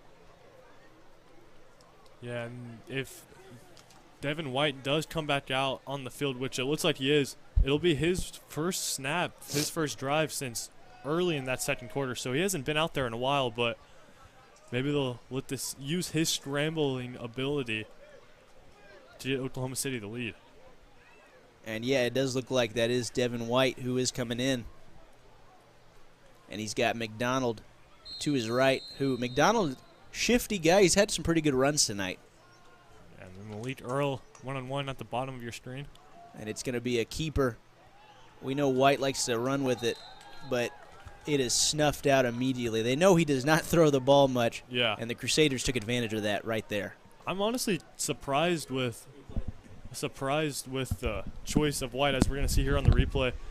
QB draw all the way, a couple missed blocks, but the defensive line did a really good job shedding that offensive line, and a loss of 4 on the play. So, I mean, if I'm the Joplin Crusaders, I'm just going to respect the run. I mean, I'm not going to go into pass defense at all with White at quarterback. No, you're absolutely right. So it's going to be 2nd and 12 now. Excuse me, not loss of 4, loss of 2 on the play. Remember, journalism major. Not math. So on 2nd and 12, White takes a snap. He is going to look to pass it. And it's a pretty good strike for a couple of yards. It looks like to be that's number 14. Looks like Daniel Knighton on that catch there. Yeah, we've called Knighton's name a couple of times, usually with Griffith in the backfield at quarterback, but White kind of proved me wrong right there. He threw the ball, good pass right there. Not necessarily a first down, but did get a couple of yards, and now it's about 3rd and 8, so we'll see what they do with White. A little bit more manageable. Seems like your 2 receivers tonight for this Bears team has been Knighton and it has been Earl. Those have been kind of your 2 guys. Yeah, definitely. Earl really made his name known in that second quarter as he lined up one-on-one a lot of times in that second quarter. All right, now you got a trips to the top of your screen here. And they are just going to go with the direct run, and it's snuffed out once more. Good defense there by the Joplin Crusaders. And it was really good defensive play by Eric Shannon, who, as we're going to see on this replay, read that QB draw the whole way. Had a really good tackle right there. Open field tackle, too, so really good tackle. Looks like there's some communication now. Well, it looks like a flag was thrown, and this might actually hurt the Crusaders after stopping them on a 3rd down. That's an important play right there. And they're going to walk back, and Crusaders are going to keep this ball. They're going to keep this drive going. It's a first down. Now the Bears really capitalizing on the Crusaders' mistakes, and the Crusaders' mistakes, the penalties that they forced on themselves hurt them in that offensive drive to start the second half, and now their defensive mistakes are helping the Bears immensely as they just moved the ball up 15 yards. Yeah, so that's a huge penalty here. 9:22 left to go in this third quarter. Bears keep going. White has Meschler right now in the backfield with him. White looking to pass, and he throws it deep. Earl just overthrown for Earl.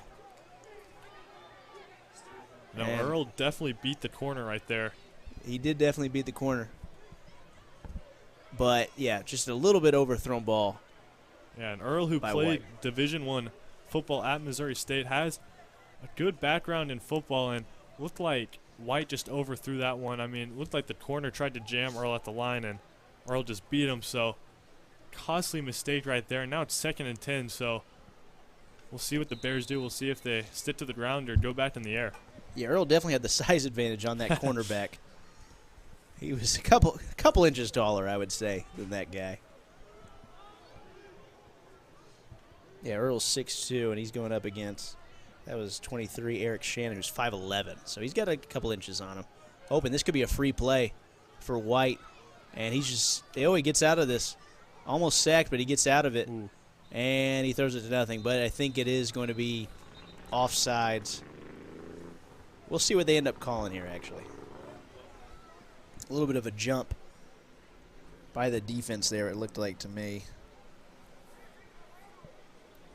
But I'm not Gene Steratore. I'm not Dean Blandino. We just tell you what the call is. We just tell you what the call is, and they're going to call encroachment on the defense. So free 5 yards for the Bears. Penalty still hurting the Crusaders on this drive. No, absolutely. And that makes 2nd and 10, 2nd and 5. That gives you a lot more options. You can run the ball, maybe get 3rd and short. You can pass the ball, and you're still at 3rd and manageable. So incompletion is not the worst thing. But with White in the backfield, I wouldn't be surprised if they try and do a QB draw or a QB power. And so, 2nd and 5.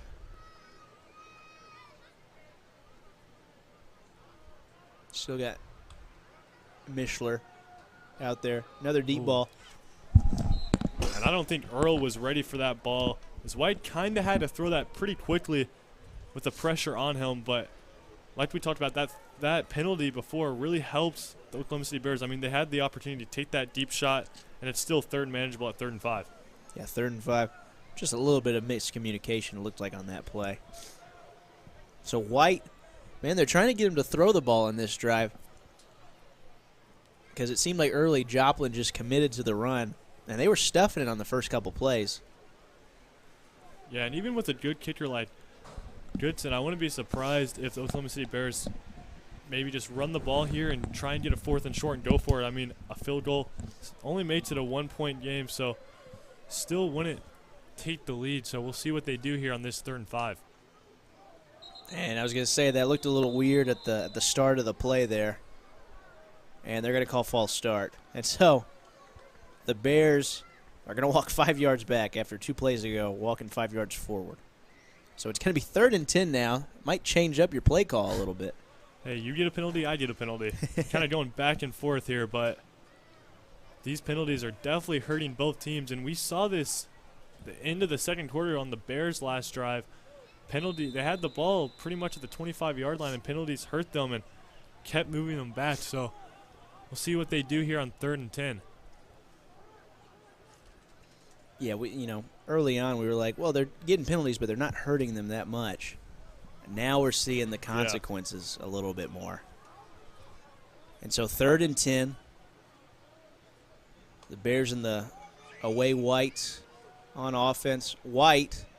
Ooh. Oh, and it's a well underthrown ball. Intercepted, picked off by a Crusader.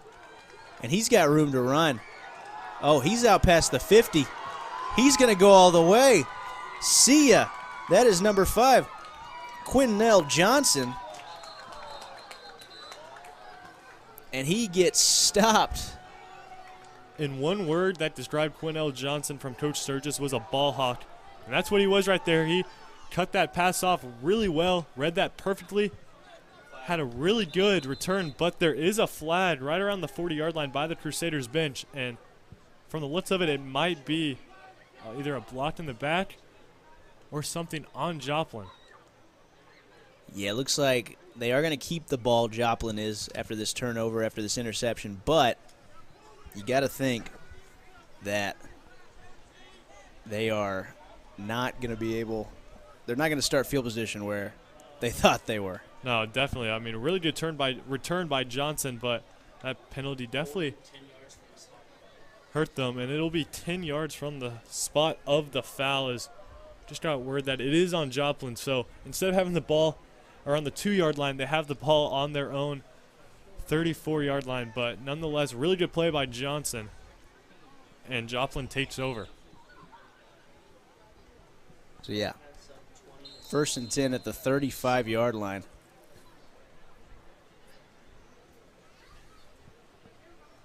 So a little bit different field position than what they were thinking they were going to have. I'd say this second half started off a lot differently than the first half. Both teams really took care of the ball in the first half. A quick drive that didn't go anywhere for Joplin to start the second half, and now an interception by the Bears. So we'll see if Joplin can get back into their rhythm as they send Curry in motion. So, yeah, 1st and 10, Holmes hands it off inside to Hawkins. He's looking for room. Oh, and he fumbles the ball. Luckily, Charles West was there to fall on it, and it actually benefited them. I think they got 1 more yard on that play. Yeah, Hawkins' ball kind of went loose once he got hit, but thankfully West was right there, and like you said, actually gained a yard from that fumble.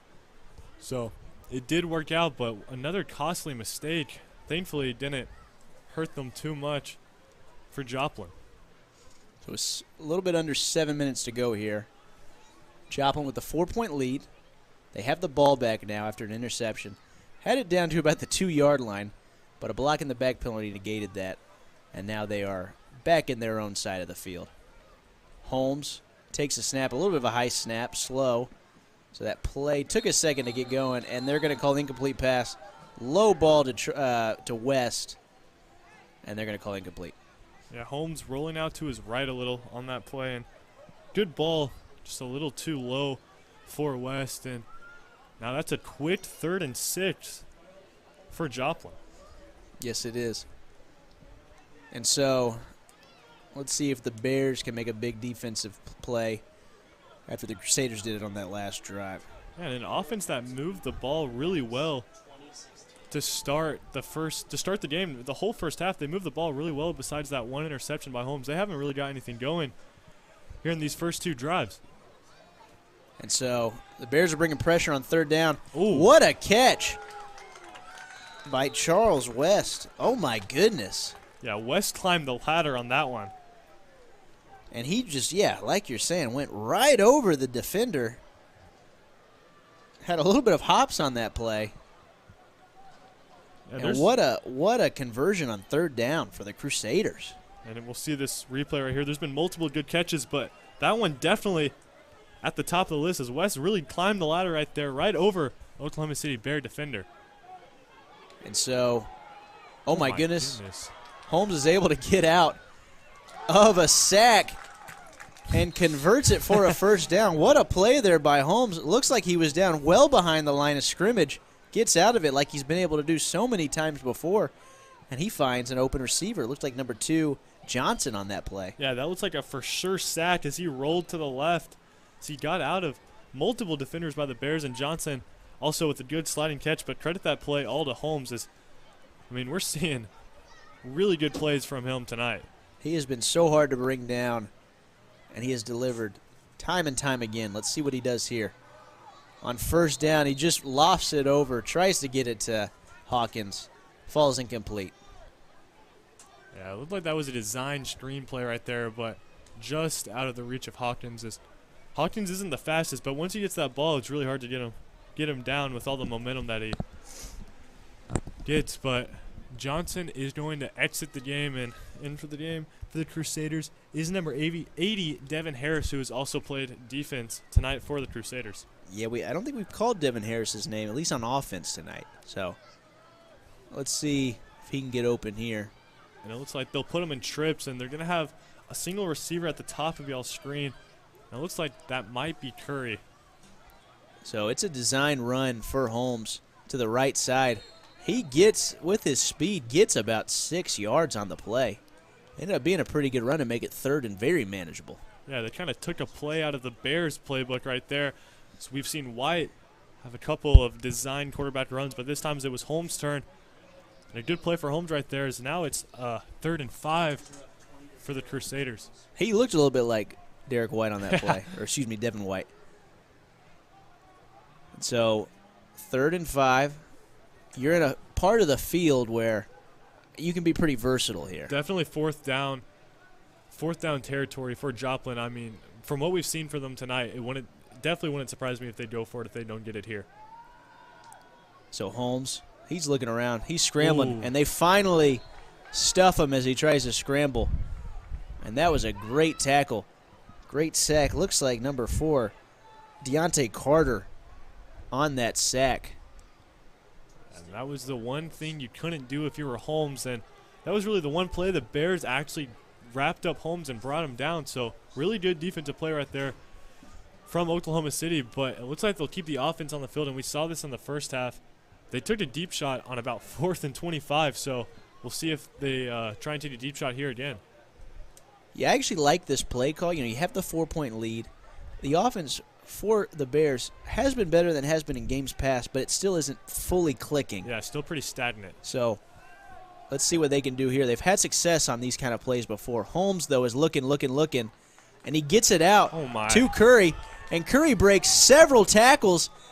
Man, it looks like he was not going to get there, but his effort was way better than the Bears on that play, and he gets the first down. And one person who won't get credit on this play, but Aaron Willis, they put him in beside Holmes in the play. He picked up that block from the outside linebacker on Oklahoma City, as you see right there on that replay, that block. But all the credit to Holmes and Curry. Curry broke multiple tackles to get that first down.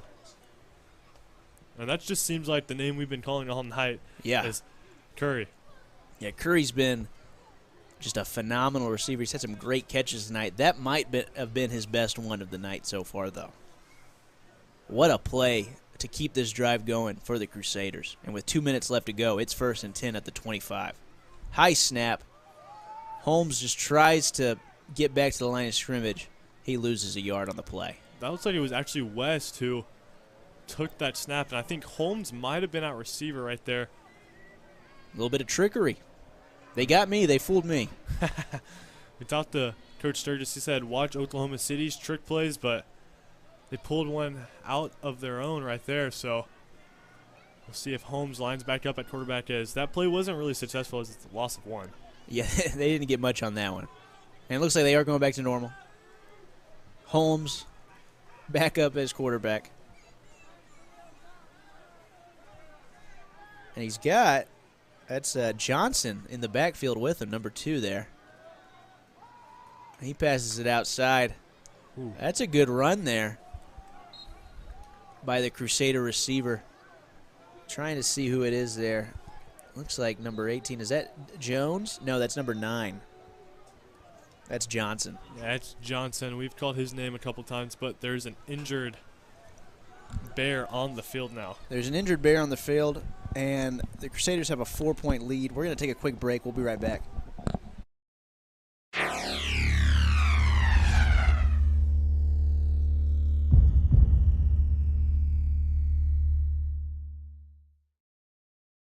Mowing your yard just got easier.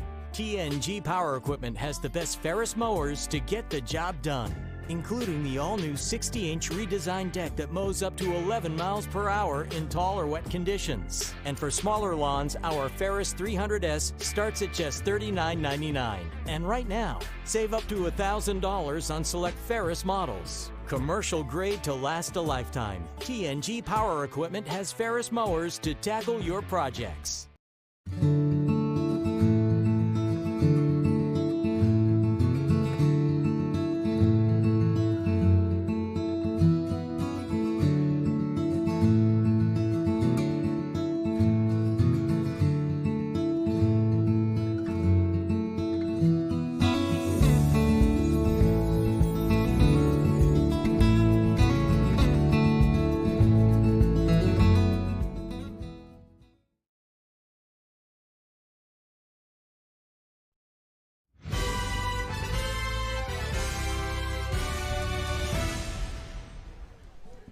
we are back.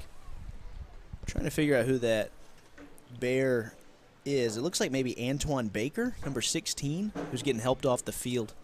Yeah, hopefully he is okay. It looks like he can put some weight on that ankle or leg, which is what he hurt. Is what it looked like, but hopefully he is okay. And so this has been a very eventful drive, I would say, for the Crusaders. No, absolutely. And had a huge fourth down conversion where Tajon Curry just manhandled his way for a first down. And now it's 3rd and 5, and we'll see what they can do here with about 52 seconds left to go in the third quarter. And I'd definitely say this is 4th down territory for Joplin, like we've seen them do all night so far. So Johnson lines back up as receiver. Holmes flushed out of the pocket once more, and he underthrows it again. We've seen that a couple times this half from Holmes. And so it's 4th down now, 4th and short. You got a 4-point lead. But do you trust your field goal unit? Oh, I don't know, man. I really don't, because they haven't had much success so far.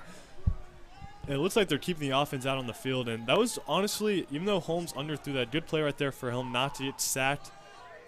Still 4th and 5. Rather, that could have easily been a 4th and 10 if Holmes did not escape right there. So 4th and 5, and we've seen them have really good success on 4th down tonight, so we'll see it again here. Looks like there's a little bit of problem with the clock. The clock should be at about 18 seconds. Yeah. It's all right. Sometimes you just have some technical difficulties. Should put the clock at about 18 seconds, though. Or 19 seconds. I'm hearing somebody yell it. Yeah, Coach Sturgis yelling 19 seconds. And we did figure it out. So 19 seconds left. 4th and 5 for Joplin at the end of this third quarter. So 19 seconds left. 4th down. Huge play right here for the Crusaders and the Bears, really, both teams. So here we go. Holmes takes a snap. He just whips it. And a great defensive play there by number 11. Looks like A.J. Burton on that play.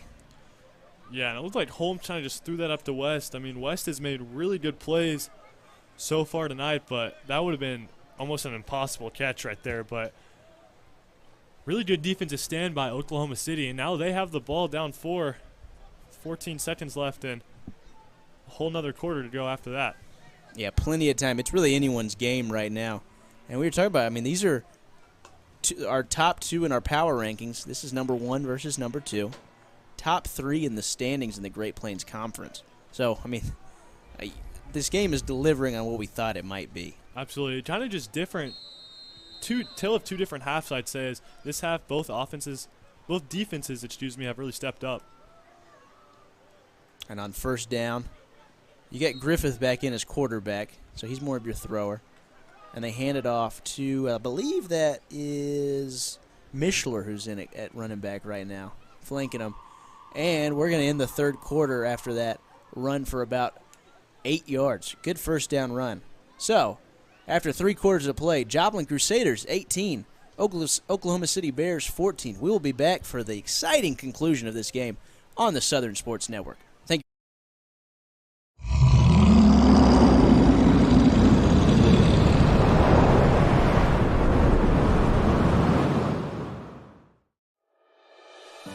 There's no place like home.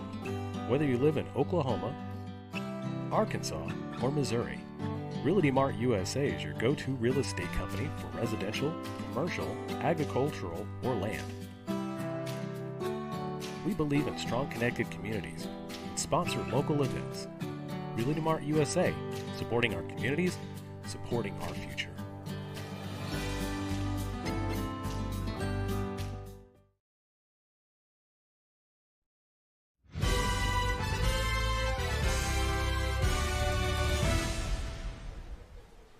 And we are back The exciting conclusion, Colton. It's been a fun one. Definitely been a fun one. And I kind of alluded to it right before that break, but it's really been a tale of two halves, Heath. I mean, first half we saw the offenses explode for multiple points, and this second half it's really been the defense that's been the answer for both teams. That's right. And so after a pretty good run on first down by Minchler, Oklahoma City, the Bears are going to hand it off once more. And that's a good run there. That was McDonald on that run, their other running back, the speedster. And he's able to get the first down easily on that play. Good blocking up front by the O-line. And if I'm the Bears, I'm definitely going to keep Griffith in. I mean, they've had really good success with him. They've had a touchdown drive. They've also had a touchdown drive with Devin White, but that costly interception last quarter probably made Griffith the answer on this drive, if I was to guess. I think you're exactly right. And so, successful start to this one here. They're going with the split back here. You got McDonald on one side, Mischler on the other, and Mischler's the one that gets the handoff this time. A flag is thrown late. It was that top referee who saw something, and it looks like he saw holding on the Bears, so they're going to go back 10 yards. So it's going to be 1st and 20 now. Penalties. Yeah, been a pretty messy game, both sides for the Joplin Crusaders and the Oklahoma City Bears, but we'll see if they can sort it out here in this fourth quarter, but not off to the best start as a quick holding call to start this fourth quarter, less than a minute in. That's right. It does not help them at all. And so it's going to be 1st and 20. You've got Earl at the top of your screen right now. Still going with those two running backs. When it looks like you have sort of a fullback in the backfield there, too. So they're going with a heavier set. I'd look to at the top of your screen right there with Malik Earl. It looks like he's one-on-one. The safety might help out, but it's like they might look that way. And they're going to go to Earl, see if he can do something out of nothing. He just drops it. I think he saw a few too many Crusaders around him. And that made him drop the ball. 2nd and 20. Yeah, we haven't seen that a lot tonight from Earl. He's been, I'd say, the most consistent receiver for this Bears team. So, surprising drop right there. But like you said, 2 to 3 defenders really close to him when that ball was coming to his hands. So, 2nd and 20. Not the best drive, as we have been saying, for the Bears here.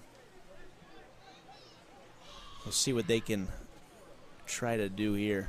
They have not been as good at, the 3rd and 4th and longs as the Crusaders have. The Crusaders have had some great plays on 4th and long, I would say. Let's see, though, what the Bears can do on 3rd and 20.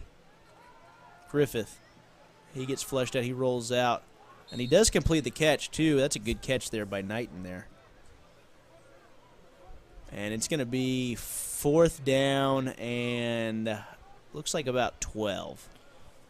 Yeah, and it looks like they're keeping the offense on there, which really surprises me. It surprises me as well. It looks like a timeout. And it looks like they're going to call a timeout. Timeout, Oklahoma City.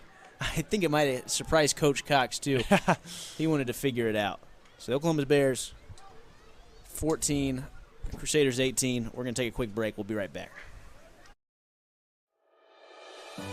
There's no place like home. Whether you live in Oklahoma, Arkansas, or Missouri, Realty Mart USA is your go-to real estate company for residential, commercial, agricultural, or land.